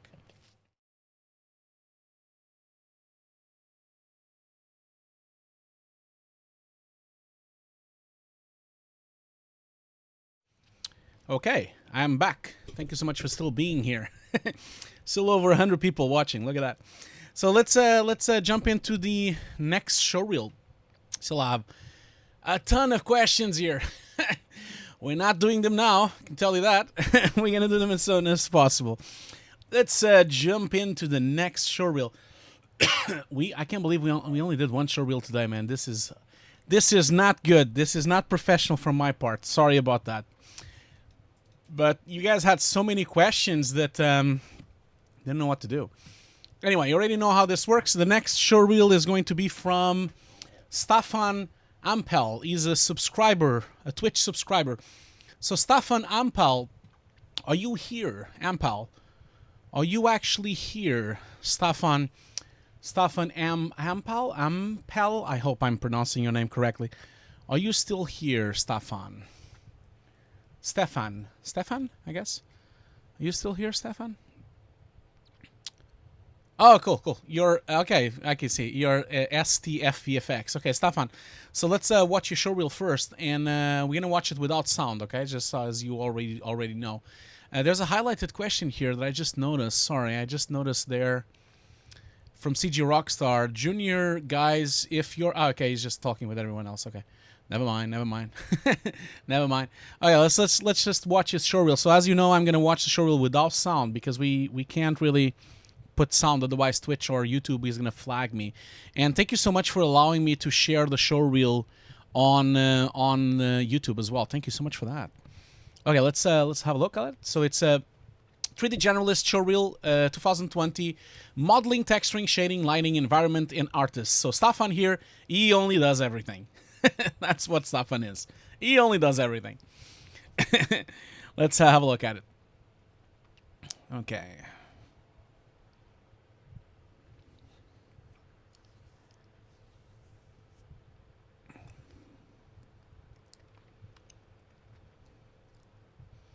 Wow, this is a really good showreel, man.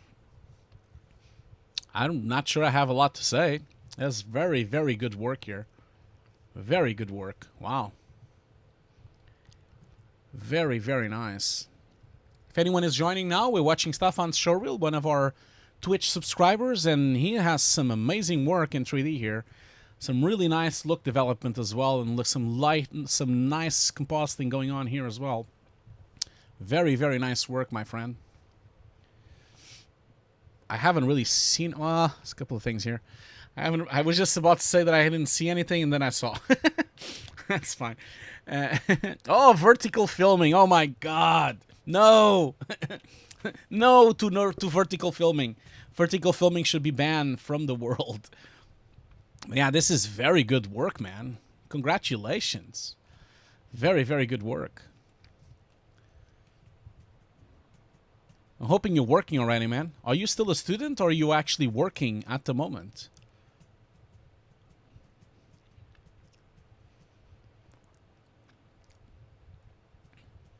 Saw a couple things there. Okay, so let's go back to Steffan's Showreel. Again, like I said, Stefan, I guess. Thank you so much for sharing the Showreel. Very, very good work, man. Congratulations. And again, Stefan, thank you so much for showcasing the Showreel to everyone here. I know how hard it is to have 100 people watching it, and thank you so much for sharing it on our community as well. We much appreciate it. It's really good to also see very good Showreels, not always Showreels that have problems, because it's also very important for the community to understand what works, what actually makes a good Showreel, okay? So thank you so much for sharing this Showreel with us. Let's go on. Now, you want to go into feature film. Okay, so you basically... okay, so you just finished studying, kind of working in post-production house, doing commercials. Okay, well, you're already on your way, man. On your way. There's a couple of problems, but not many. So the first thing I would just say to you, from a aesthetical point of view, I would just not have the text so big, man. There's no point. Just look at this. Like the whole bottom is just text and information. You need to be a bit more pretty than this, okay? Like, this is, of course, has nothing to do with your shot, but make this text half of the size. Make the logo half of the size. Make this text really small as well. Make these logos disappear. There's no way anyone needs to know where you've did it. Like, you can talk about that on the Showreel. There's no way of doing it, okay? So on this one here, environment modeling, texturing, shading, and lighting. So you just did the environment. The car is real. And as I can see here, let's see here. So that's the real environment. No, that's the CG environment. Wait a minute. Yeah, that's the CG environment. So the CG environment goes in here. And then that's the CG one. Let's see here. Yeah, so first of all, I don't know if this was... Obviously, there's always client requests, but if there's like... If there's anything that I would say is that there's like a couple of things. You've changed the floor too much, but maybe that's the point. Like maybe that was a client request, but also I'm missing the shadow. So you see here, when I look at the car here for real, I can actually see the soft shadow going on all the way to here. You can actually see it. Like if you draw on a little thing, sorry, that's not the one. So you see the shadow goes all the way there. It actually does all of this, you know. And when I look at your integration, for some reason, you remove the shadow. Sorry, that's the wrong screen. You remove the shadow when you put the integration. You see, the shadow is still here, but you've missed all this nice shadow in here. All of that is now missing on your real plate. And I think that's a shame, you know, that's a shame because it should have been there. That's the first thing I noticed. And now, in terms of motion blur, grain, everything is kind of looking fine. I'm just going to zoom in a bit because obviously I need to kind of... This is a Vimeo link. It's hard for me to judge if it's really perfect or not. But it looks to me like your grain... your grain is not matching perfectly. At least not... I can see here on the Vimeo link. But you can kind of see that the grain and the noise of the plate is quite intense on the bright areas. And then as I go to my TRCG, you're not as intense on the grain. So it's not... It's almost there though. There's not much to say. Then the other thing as well is the reflection. So as we go and move on here... Well, you can't really do much about that though. That's going to be a problem. I'm just like looking at it now. Do you show me the full shot though? I'm just gonna see if you can show me, because I think there's some kind of roto problems there. But yeah, you need to do better roto, man. I can see some roto issues here, especially because this is the smoke. So you have some problems here with the smoke that comes out of the car is being cut by the roto, okay?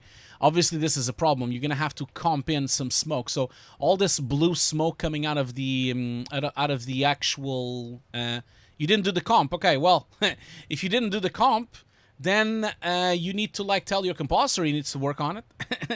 But it's a shame because they're cutting the actual smoke here. And all this blue smoke doesn't really travel into your CG, and that's a shame, you know. There's also a couple of problems with the roto here. As you can see here, there's like a loose roto there. You see, that's blue, and then it becomes pure white, and then it just vanishes. So there's like a mask there that goes berserk. So that's a problem as well.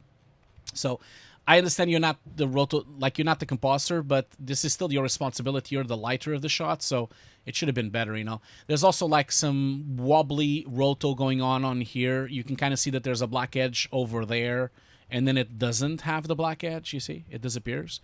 So there's like an inconsistency on the edges. There's also a black edge around the car. So there's a bunch of problems in comp there. In terms of CG, I don't believe there's a lot of problems. I think the CG looks terrific. So you did a great job. Just the compositor didn't. The compositor needs to be better, you know. He didn't do a good job. He has to, like, be better. That's what I would say. Anyway, let's move on to the next shot. I think you need to, like, talk to him then. Maybe. Sky, someone's CTPOH says Sky is to did you? Sorry, I didn't even notice. Did you replace the Sky? Oh yeah, you did. But again, CTPOH. I don't know if that was a client request. You know, that's the thing. This is a commercial, so maybe the client requested for the Sky to be bluer. You know, that happens a lot. Like I've been having a lot of projects where the clients ask for really strange things. So it could be that the client wanted the Sky to be more bright or more powerful. So it's hard for me to judge that, I would say. Like I said, it's always difficult for me to judge real productions because you never know what kind of client was involved, you know. So that's the biggest issue I have. Now, this one here, environmental modeling, texturing, shading, and lighting. You didn't do the comp though. So let's have a look at the actual environment and texturing and modeling as well. So a couple of things that I would say. It looks really good, but again, I think the compositing guys are missing a trick here. They're missing the depth of field, like it doesn't really match. So as you can see here, the amount of depth of field that exists on these windows is not translated into the CG. It doesn't match. So the windows, the original one has a nice bokeh and a nice flary haziness into it, and then your CG is missing the haze from the flare, and it's missing the same bokeh structure of the depth of field. So although it's a good, it's well made, it's could be much better. It's a shame, you know. It's also a shame you don't have a breakdown. It would have been nice for us to see like a turntable of this CG, but I'm assuming you don't have one. Oh, maybe it's. Oh, did I saw it later? Sorry, let me just double check. No, it wasn't. No. So that's the thing that I would say. It's really good CG. It's just that it's a shame that your compositors are doing some bad work here. So you need to force your compositors to be better. That's what I would say. Whenever I'm doing comp, I force my CG artists to be perfect. You need to force your compositors to be perfect, okay? Because you're doing really good work, and it's a shame that it's being let down by a couple of problems on compositing, you know. So that's what I would say. Okay, but there's not much to say. Again, text, I really think that you need to make the text a bit smaller. Oh, look ahead, we have some Kipash 3D here. I wonder if it's Kipash from Andrew. And Andrew is still on the chat, I think. I think he was. At least I saw him just a while ago. You still here, Andrew? I'm not drinking Pepsi anymore, by the way. I'm drinking this. Alpro Strawberry, which is a vegetarian drink, which is really good. I really advise you to drink this. This is really good. Anyway, Thank you so much, Mega Garg, for the follow, and thank you so much, Arc812 for the follow. Thank you so much for this, and also thank you so much to Blas Basti and Pasquale Kroz and Artberg for the follow as well. Thank you so much for that. Let's see here. What does he say? It was from Kishbash, not Andrews. Okay. Oh man, you lost the trick here. Could have been Andrews, but that's cool. That's cool. He was mentioning Kitbash as a company on the New Tokyo on their asset pack. Yeah, I saw that. So, okay, let's see here. Now, this shot here, you did everything. You just did everything. So it's a personal project. Again, make this text smaller, man. No need to be so big. And also, you don't need to have the logo so big there. So this is a personal project, environmental. Did you do the compositing in Photoshop? Because if you do really want to have the logos there, you want to make sure you put the compositing logo, because I'm assuming you comp this in Nuke, right? So I would advise you to make the text half the size and the logos maybe half the size as well. And you might want to put the Nuke logo as well if you actually did it in Nuke. I don't know if you did it in Nuke, but oh, you forgot? Yeah, that's right. You could just put I just did everything. You could also do that. Anyway, so this shot is really good, man. I think you did a wonderful job with this shot. This shot looks terrific, man. Like the motion blur looks fantastic, although it would have been nice if you had more samples on the motion blur, because as you can see, like the light lamps are really grainy, and there's a couple of ways of fixing this. You can either, of course, the first way is to hemp the samples so you have really high quality on your renders on the motion blur. But there is another way. You could go into comp and split the AOVs of all the CG and then denoise only the noisy passes, okay? That would be one way to do it, because it's a shame, man, because look at this motion blur. Looks absolutely stunning. It's like photoreal, and then it just loses the quality there with all this. Like, look at that. That's just bad. That's just smudgy. If you can't fix this, there's another way. You could go into Nuke and just use, you could use like a roto paint node and use the smudge tool or the blur tool, and you can just blur this, you know, with the smudge tool of Nuke. And it's only a couple of frames, you know, it's not even a lot of work, you know, if you think about it, like it's 1, 2, 3, 4, 5, 6, 7, 8, 9, 10, 11, 12, 13, 14, 15. So it's 15 frames. So 15 frames, you know, with a bit of music, you're done. So you just need to like put some music. If you can't get neat video to fix this, you can just put some music and just basically paint this out. Either using a brush in Nuke, roto paint brush with blur, or a roto smudge as well. That would be, you already use neat video? Yeah, just use a roto paint then. A roto paint would really work with this, you know. Yeah, render took too long. He's saying renders took too long. It's very dark. Yeah. So maybe you do that. Maybe just get like a roto paint node and just use a smudge, you know. I'll show you what I mean. Like, let me just go to a frame here. Let's go to this frame here, for example. Because it's only a couple of frames, you know. You can always kind of like, oh, sorry. You can always kind of fix it in comp. That's why comp exists, man. Comp exists to fix stuff. Let's go to a bad frame. Yeah, like a frame like this. Let's just copy this, and let's go into... Now, this is going to be tricky because I don't have my Wacom tablet, so always working in Nuke without a Wacom tablet is always tricky. And if you don't mind, I'm going to just save this as a JPEG here, and I'm going to just like go into Nuke and just show you what I mean. First time you open Nuke in 10 years, much changed. Yeah, Nuke's changed a lot in 10 years, man. What are you talking about? It radically changed. It's not even the same application anymore in 10 years. I started using Nuke 15 years ago, so it is very different, I can tell you that. So obviously this is a JPEG, okay? So this is not going to work perfectly because you have the passes. So because you have the AOVs, you can actually tweak this in a much better way than I can do now on just the... just the paint over, okay? So if you put the roto paint node, or you can also use blurs and masks, of course. You don't need to use the roto paint node. But if I zoom in here, one way of fixing this could be, like, if you go in here, you see you have the blur, the sharpness, and the smear. We could start with the blur first, and one thing you want to do is you want to drop your opacity to, like, 0.25 or something. You don't want to like a quarter of opacity. You don't want to do it too much, okay? And then you kind of like can just blur it and see if that would work. Maybe that's too much. I think that's maybe 0.1, and just start getting it work, and then doing it like this, you know, trying to get it to work a little bit. Again, like I said, you could fix this in a much better way by using the real, and then you need to put noise on top, you know. You can use the real AOVs to fix this, you know, and you need to put noise on top so that it fixes it. And then you just like basically paint with the same direction of the lights, you know. So just keep painting until you kind of get a smudge. The smudge might work. I haven't tried that yet. Let's just try the smudge. Again, I'm doing this live, guys, okay? So, yeah, no, the smudge is not going to work. The smudge is going to just... I guess the word is there, right? It's a smudge. What are you expecting, Hugo? It's a smudge. I guess this is the tip of the day. It just became the tip of the day, okay? So you can just, like, do this. And, yeah, you see, it's already kind of better. So, so if you look at... Let's see here. Disable this.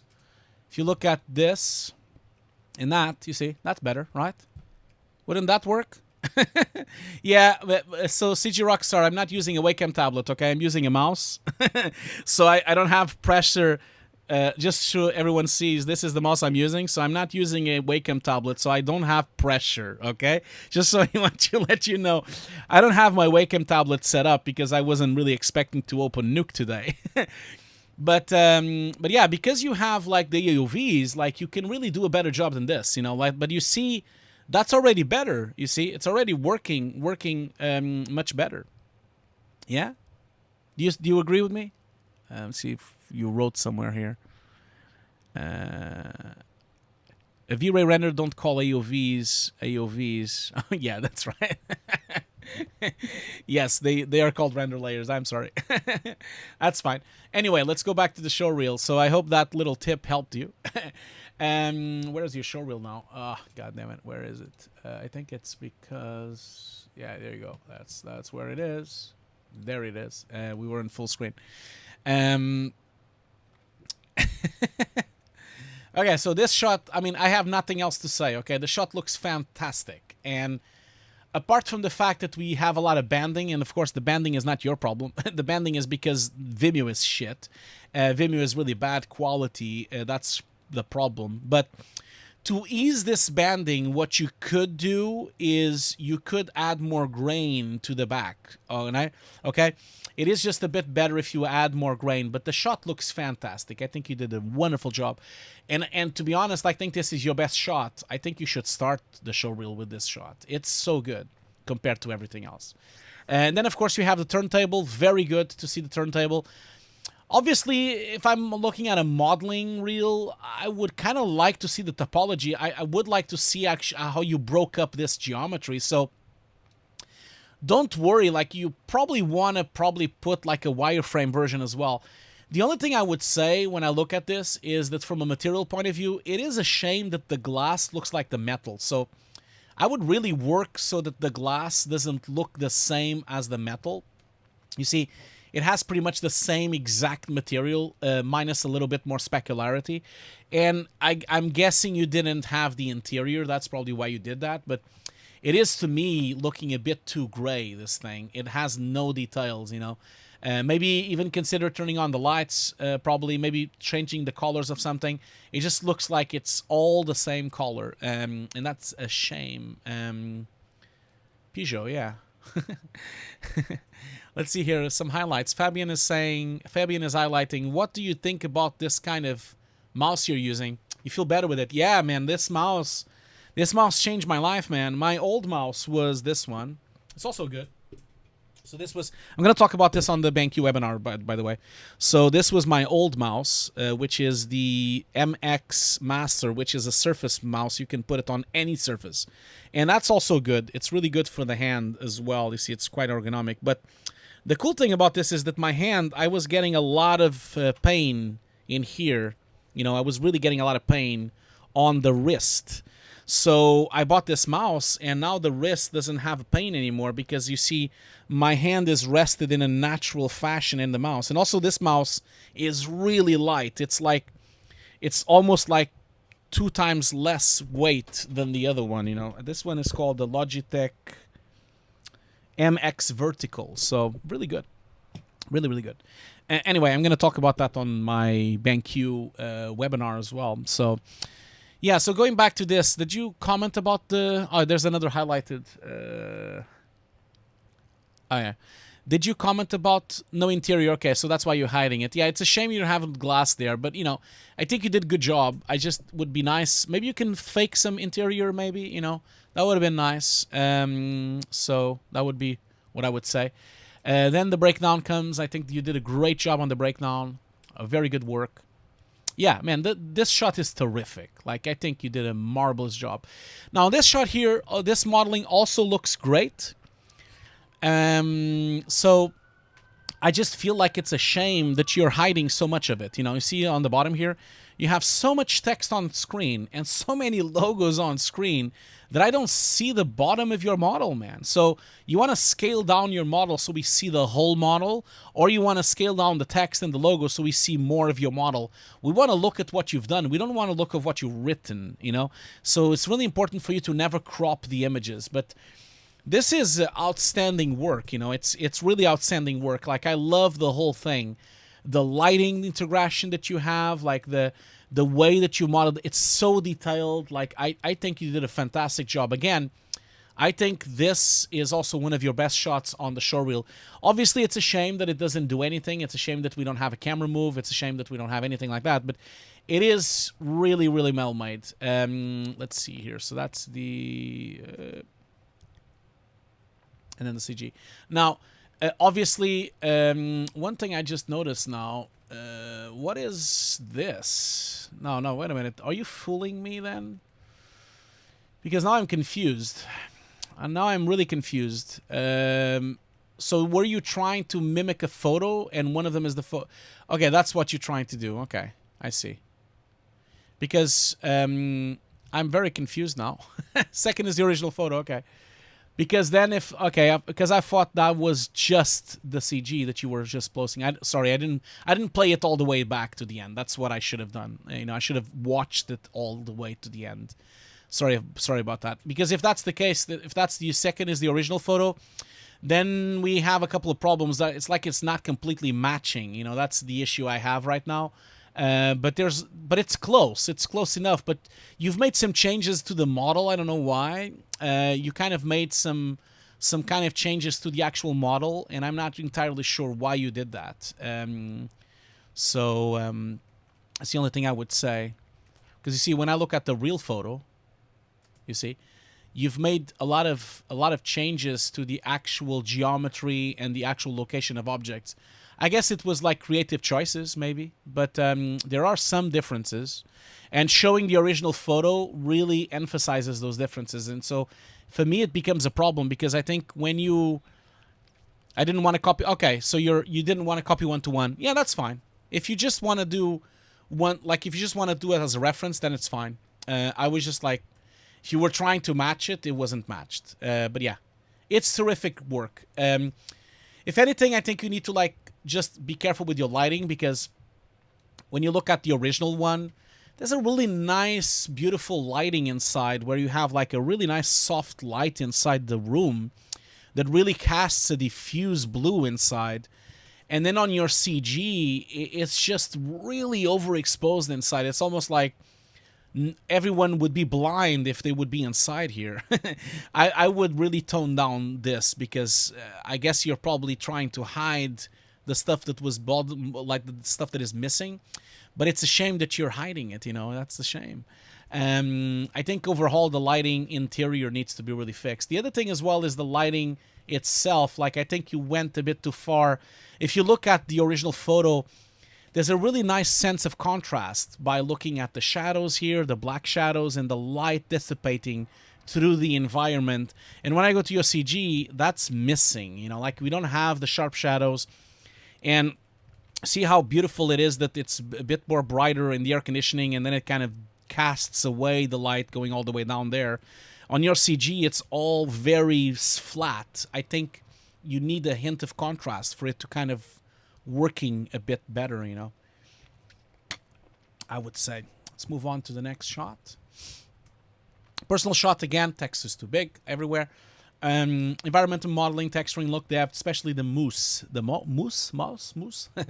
Particle. Okay, so I think this shot looks terrific. There's a couple of issues, though, when I look at it, okay? The first issue I have with it is I don't really think these...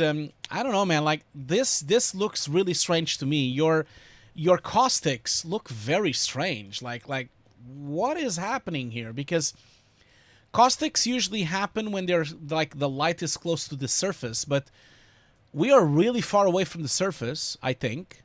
And I don't really know why we have, like, this much caustic, and why is the caustic so white. There's also, like, some kind of pop as well. Like, if you look at here, look at this area here. You see that? There's, like, a discrepancy here on your pixels. I don't know what that is. Is that a retime issue? Is that because you've put, like, some kind of displacement and it's going berserk? There's something going on there that you need to fix. Yeah. I think that I saw that a couple of times. Yeah, it happens again. See? Happens again here. You see that? There's like some kind of displacement that goes berserk here. You need to kind of... I didn't do the comp. Okay, I think my friend did some displacement. Oh, great. So, yeah, your friend destroyed your comp then. So, your friend should not be your friend anymore. I'm joking with you. I'm just joking, okay? I'm just joking. I'm just, like, saying that... I look like... Hey, it wasn't me, huh? Time to make new friends. I like that. Oh, okay, it was supposed to be a small aquarium. Okay, if it's not... Oh, man, if it's supposed to be small, I don't see it small at all. You need to look into these displacement issues because they're really bringing down your shot. And then the other thing I would say is... It is a bit peculiar for me that all the fishes are static. I don't know exactly why, but... Why are all the fishes? Are they waiting for something? Are they waiting online? Are they waiting to go to the supermarket? Not sure why. I'm not sure why they are all static. Is that the case? Is that the idea, to have them all static? You're both beginners? Okay, that's fine. I mean, that's not a problem at all. Yeah, it's the eye distort. I'm sure it's the eye distort making a fuss there. You might want to use displacement with real 3D.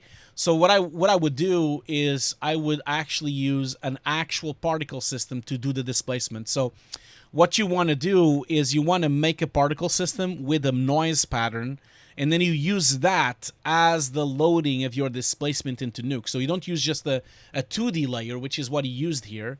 You use an actual three-dimensional layer, you know. But yeah, it's really peculiar that the fishes are static. But I think you did a great job. Like, modeling-wise, it's really beautiful. I like the way that you're presenting your breakdown. This is wonderful. Anyone on the chat here looking, I think this is a fantastic way to present your modeling by layering it down like this. This is really nice work. It makes it look so cool like this. And also, like, your modeling looks really cool, man. I like your modeling, although... The only thing I would just make a small little comment is that I think you're repeating your texture a bit too much everywhere. Like, I feel like it's a shame that this roof is exactly like the wall, and it's exactly like this, and it's exactly like the pillar, and they all look the same. In reality, the roof would be a different material from the wall, and so they would like I understand that you're trying to make the breakup of water, but different materials break up in different ways, you know what I mean? So that means the rooftop, for example, if it was wood, it would rotten, and so it would look in a different way. But then also, like, the wall, maybe the wall is stone, and so the wall will probably be intact. So I think you need to kind of, like, break up the texturing a bit more, because it's all very, very similar. It all looks very, very similar. But it's good work, man. It's good work. Yeah, I do think it looks great. I just feel like, you see, especially when you look in here, you see, this is the same material as that, is the same material as that, is the same material as that, is the same material as that. And it's a shame that all the materials are the same. I just feel like, and I know in the water they don't really look much, but when you're showing the turntable, I really see it, you know. So that's a problem. So, and then this shot. Here's the shot that I feel there's a couple of problems, okay? So, first of all, these people, man, they walk in a very funny way, okay? So I think you need to kind of look into this, okay? So first of all, I'm sure you didn't write animation, so you didn't do the animation. I know, but they look really strange walking. They're really stiff the way they walk, you know, and they don't look real at all. And they have a lot of like flickering. They're looking very like cartoonish, you know. So I don't know, man. I kind of feel like this shot doesn't need people because it's really ruining the shot a bit. You know, I think it is ruining the shot a little bit. And also they all look the same. You know, like not all people are the same. It's just literally the same guy everywhere, and this just makes it look a bit stranger. I think maybe you perhaps want to consider having people more to the back, and then so we don't notice that they're all the same. Because they look a bit better when they're at the back. Obviously, the animation looks a bit stiff. But I think you did a great job. There's a couple of flickers going on here, though. So you have some kind of flickering on... this either looks like flickering from the noise of the render, or it looks like flickering from the depth of field. But there's a bunch of noise problems here going on. But I like your atmospherics. It's a bit intense though, like because it's like sunny outside, but then it's also foggy, so it's a bit confusing. Where is this light coming from, fogging up the ceiling, but not fogging up like? So I do think that it needs a bit of work in terms of lighting, because you either have a daytime sun outside with shadows, because you have sharp shadows here, and then you have the fog, and the fog is a bit contradicting the lighting you have. So I think maybe you want to rethink this and maybe make it, maybe make it a bit more bluish, you know, maybe so it's a bit more atmospheric, you know. But it does look really nice. I just think it needs a better grade, and it needs a better integration, and I would kill these people off. Like, I wouldn't put these many characters in, you know. I think you can remove some of them. Now, this project here, I have no idea why you did vertical filming. But it does look nice. If anything, the only thing I can say is that when I look at it, it looks all too clean. So you see, the paper would probably have a bit of breakup. I think you did a good job with the floor. The floor has really nice dirt and wear and tear. This wear and tear on the wood, though, it looks a bit strange. It looks like it's too big. But the paper doesn't really have any wear and tear. They look a bit too perfect for me, I think. And also the light is a bit too saturated. It's really red. Usually when you have a lamp inside, like a what's the name? A candlelight. Candlelight doesn't usually be so red. It doesn't really become so red. So I think that's one thing you could probably tweak. Remove the saturation a bit. But it's looking nice. And then the last shot here. Environmental modeling, texturing, shading, lighting, compositing. Some models of Kip Ash Fairy Tale. Okay. Now this shot is really nice. I don't know if is really nice. Although, again, from a lighting point of view, it could look better. I think it's about the grade and about the... oh, there's one thing, though. Oh, the motion blur looks fine. It would be nice if you could decide where the light is coming from. So because it would just look so much better. You know, the shot looks terrific. It does. But it would look so much better if you make a decision of maybe having a moon in here, or maybe having still the sun coming in, or make the decision that the light is outside the environment. Because it is, to me, a bit weird that we have so much light power on these clouds, but then the environment itself is kind of lit from the top, really. So I think in terms of grading and lighting direction, there's a couple of things that could be improved. But it is nice. Oh, you said, let me see. You said it's procedural? Let me see. Okay. Okay, so a friend of yours did the animated characters. Yeah. You need to get another friend to do it. Just joking.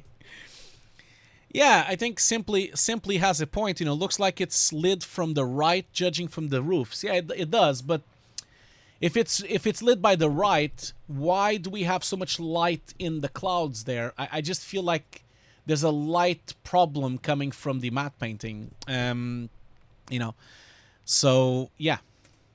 Now, going back to this car, I think this car looks terrific. I really don't have much to say. I mean, I think you did a fantastic job with the car. If anything, as always, when I look at these kind of cars, I just kind of, you know, I know that this is a product, so obviously clients would never want it to be more dirty or thing, but it feels to me it's really clean, and you know, even the rubber is really clean. But obviously, if this was a pack shot of a real car, that's what the client would want. You know, obviously they don't want their car to look ugly. They want their car to look perfect always. So I think you did a great job. I think it looks terrific in terms of CG. Don't really see much going on here. Even the lighting is really nice and really detailed and really, really toned down, which is nice. Now, this one I have a couple of problems with. I really don't like the way the snow is actually in the wheels. It makes it look really strange, man. I don't know. It looks something is wrong. Usually snow doesn't attach itself to the tires like this. I've lived in Sweden for many, many years. I never saw snow attaching itself to the side of a wheel. It always has a couple of parts that attach, but it never really like attaches this much. I think you went a bit too far. It's too much snowy. You need to break it up a bit. You know, it needs to kind of like, some parts might have no snow. It's almost like, I think you need to break it up so that we have little pieces with snow, little pieces without snow. Because also, you remember, snow drops out. You know, it doesn't stay there the whole time. So I think you're missing a trick there, and the tires are really making it look strange to me in terms of the car. So, but it does look really beautiful. I just feel like it's a shame that the snow looks a bit strange. Now, let's see here. You did the entire environment as well. Yeah, that's nice. It looks a little bit like a miniature though, and again, I think the reason why it looks like a miniature is really because of the snow and the scale. Like, this house looks so tiny compared to the car. I'm not really sure why. I guess it's probably because of the snow hitting at the cover, or maybe it's the angle or the lens. It just makes it look really strange and really small, you know. But yeah.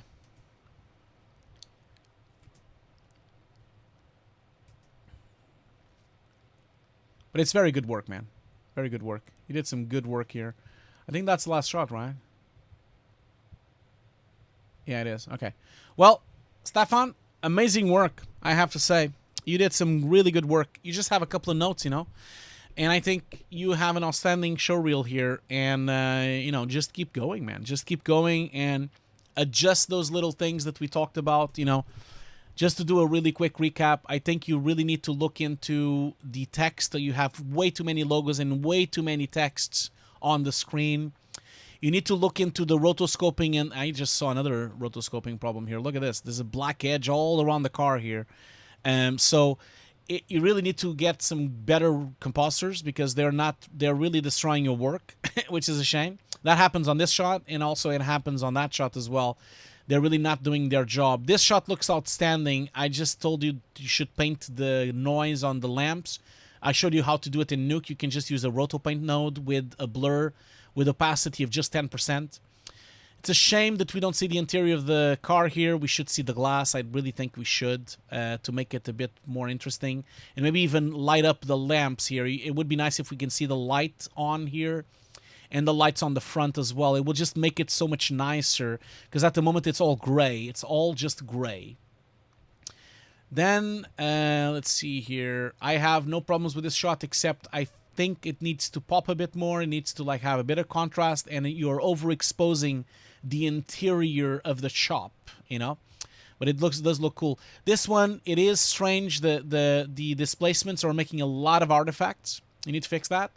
And I think your caustics look a bit strange. They look too big. They look out of scale. I don't know. There's something weird. And the fish is not moving also. It's weird. I really like your breakdown. And I think the materials need to break up a bit. They all look almost the same. And then these guys, I would remove the people because they don't really look good. There's a lot of flickering and problems going on this building here that you need to fix. And then the atmospherics and the lighting source, it's hard to tell. You can't have the sun coming from one side and then the atmospherics on the other side. It's a bit strange. This one here, I think you need to desaturate the lamps a bit because usually a candlelight doesn't do red. It doesn't really look that red. I think this shot looks terrific, but you kind of need to decide where your lighting is coming from, and I feel like it's too much lighting coming from the back of your matte painting. You need to decide one side or the other. This car looks terrific. I have nothing to say. This shot here, like I said, it looks weird that the snow is attached on every single part of the tire, and I think you can do a better job than that, you know? Anyway, very good work, man. Thank you so much for sharing the showreel with us. Like, we really enjoyed that one. It was really cool, you know? And I hope you've enjoyed the feedback as well. I hope you've had some fun listening to the feedback. I can't believe there's still 120 people watching this. Thank you so much for being here. And I hope you've enjoyed the feedback. I'm going to do a couple of questions, and then we're going to do a break, and then we're going to do another show reel, and that will be the... So we'll do another show reel, if you guys still want to keep going, of course. You guys want to keep going?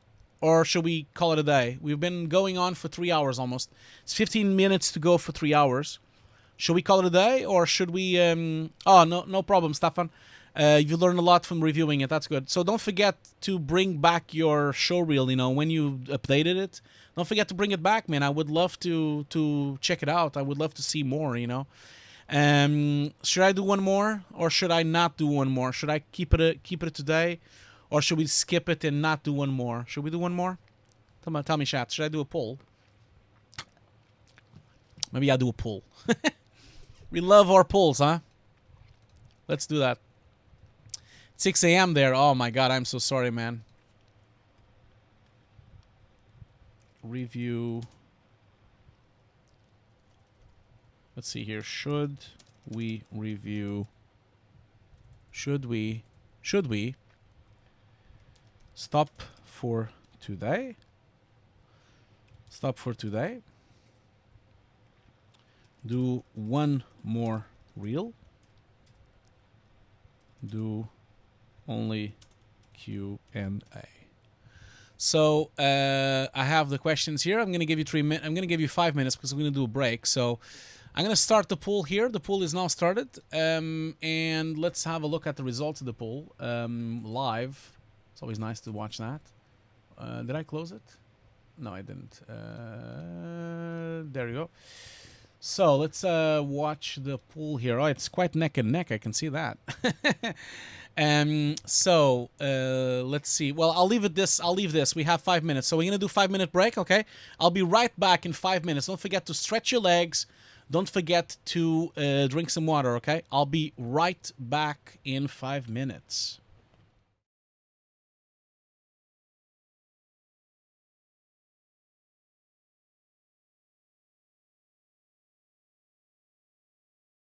Okay, I'm back.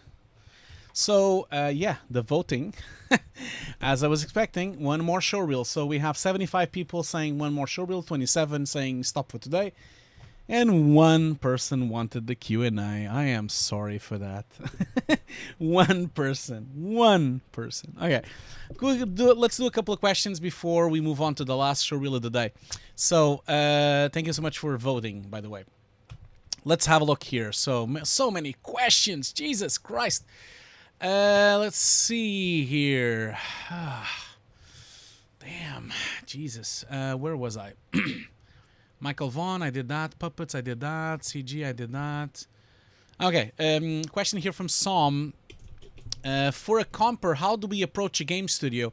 Is the recruitment similar to film companies? No, it's not. Like, so some compositors don't really get hired on game studios at all. So, because it depends on the studio, of course. Like, if you work at Riot or if you work at Blizzard, then they have compositors because they do their own trailers in-house. So you need to look for studios that do their own trailers in-house. Those would be the ones that would use a compositor, okay? Everyone else does their trailers somewhere else. So, for example, they would do their trailers at Blur Studios, or they would do the trailers at Platige Image, or they would do their trailers at Unit as well. So there's a bunch of companies in the world that only do game trailers, and maybe look into those companies. They would definitely need compositors. But the games companies, there are very few games companies that do their own trailers.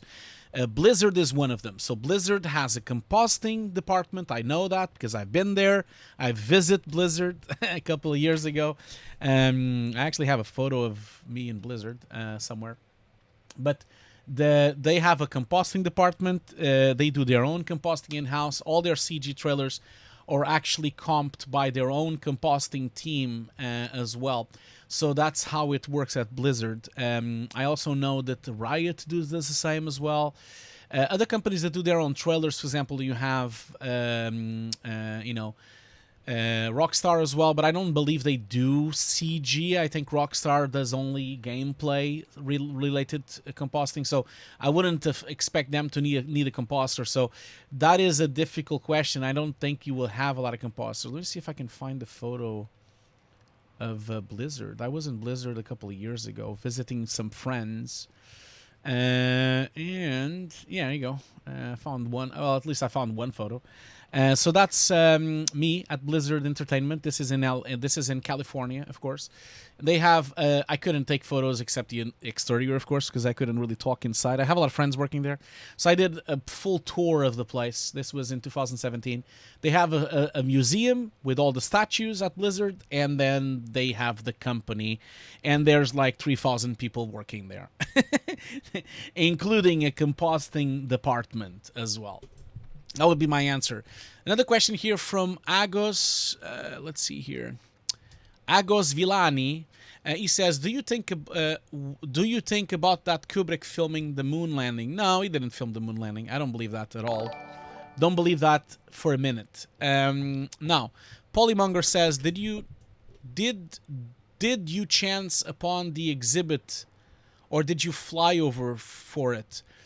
No, I was there. So basically, it was really a chance. Like, yeah, for example, the Sao Paulo one, I was actually presenting for the Foundry in Sao Paulo during that month.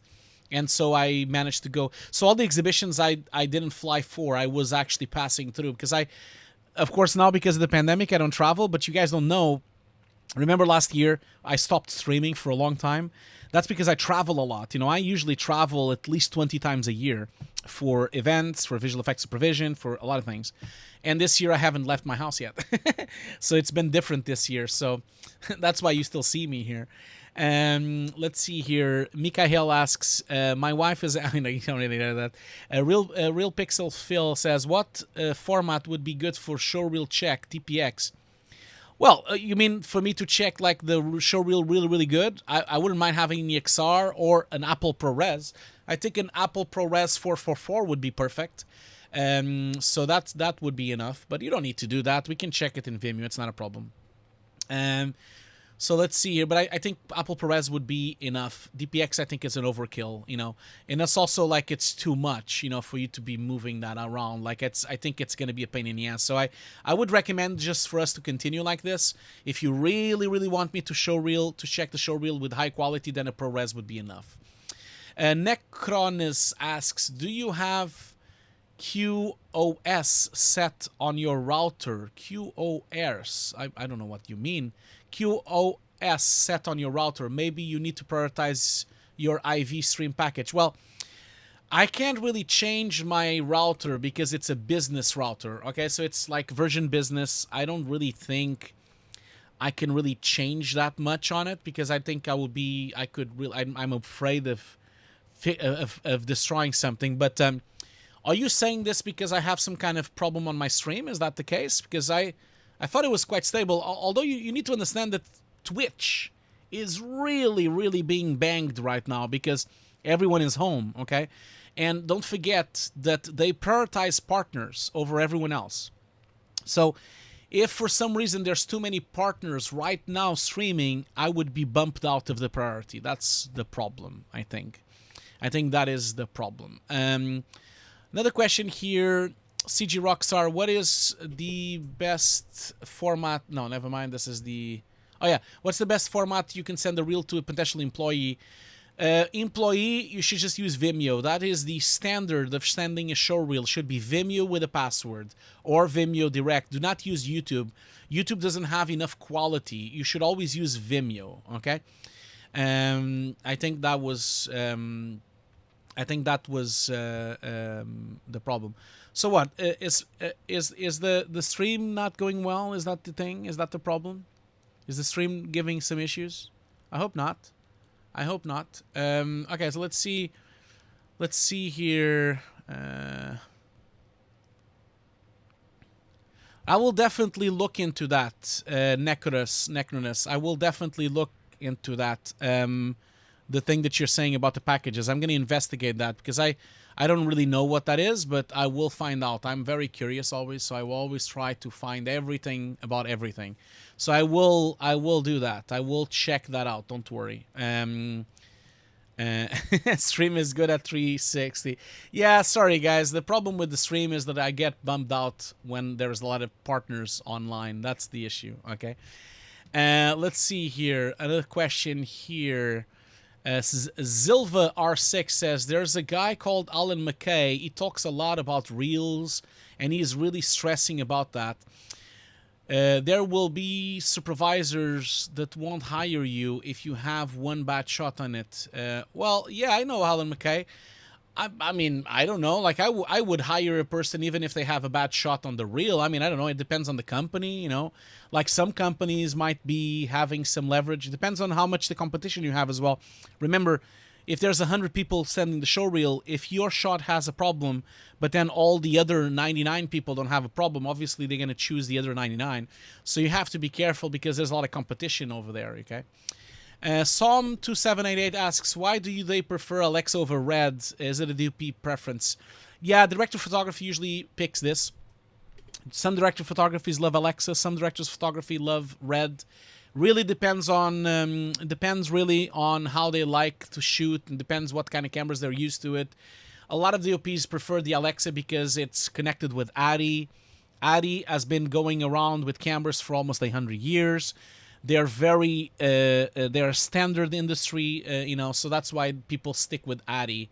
That's because of the company, you know. Paja Se asks, what is the strangest request you've ever had from a client? I'm not going to answer that. Not going to answer that. Sajels asks, do you think about this? Oh, yeah, the mouse. I already answered that. Zingzize, do you have to do a breakdown like that manually? Yeah, all the breakdowns are manual. They're done by hand. Yes, you need to use wipes on an editing application. Or, you know, I have or you need to, like, do them in Nuke, you know, layer by layer. We've talked about that a lot. I have a question here from Taru Verma 1229. Please tell me about the Bloodshot movie trailer. That last shot, scattering and dispersion. I don't know what the Bloodshot movie trailer is. Is that... If you want, you can put the link on the chat. I don't know which trailer you're talking about. I don't know what shot you're talking about. So maybe if you want me to talk about something, maybe put the link on the chat. You know, that would be better if you do that. Let's see here.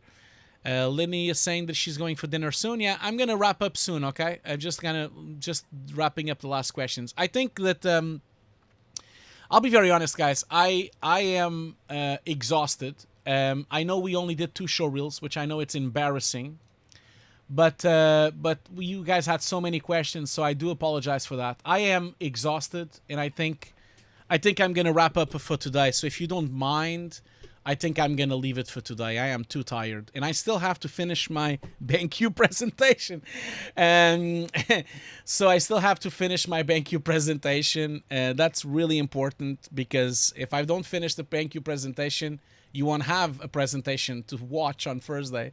So I think I'm gonna wrap it up. Okay, I am sorry about that, but I think we have more show reels on Sunday. So I'm gonna leave it for now. Okay. Yeah. Okay. So Red 27377 got the Q&A. Look, he got it. What he wanted. So don't forget the BenQ, guys. Don't forget the BenQ. Don't forget to go there. And also, don't forget Ludo's stream, of course. Ludo is doing a stream today. Now, don't forget also, I am not doing compositing on Thursday, okay? Remember, we voted. We're not doing compositing on Thursday. We're doing it on Friday because on Thursday, I'm doing BenQ, okay? Thank you so much for being here. You guys are amazing. Thank you so much for that. Thank you so much for the patience. I'm sorry that we only did 2 showreels today. We had so much to talk about. I hope you've enjoyed it. I hope you wouldn't. I hope you didn't find it was boring. I hope you've enjoyed it. I hope you liked the stream anyway. And I think I had a lot of fun. I really enjoyed it. So thank you so much for that. So don't forget to support my BenQ, okay? The BenQ stream is really important because if I can prove to BenQ that we have a big audience, I can then get some monitors for the giveaway. I can give some monitors. Look at that. Giving away some monitors. You guys imagine that? You guys imagine that if I can give away some monitors. That would be amazing. So let's show BenQ that Hugo's Desk community is a strong community. Do that, okay? Please help me do that. Anyway, I'm going to leave you with a very obscured film today. And thank you so much for everything, okay? I'll see you later. I'll see you guys Thursday for BenQ. And then we have Friday for compositing. And then we have Sunday for Showreel Reviews, okay? Goodbye, everyone. Goodbye, goodbye, goodbye. Thank you so much for being here.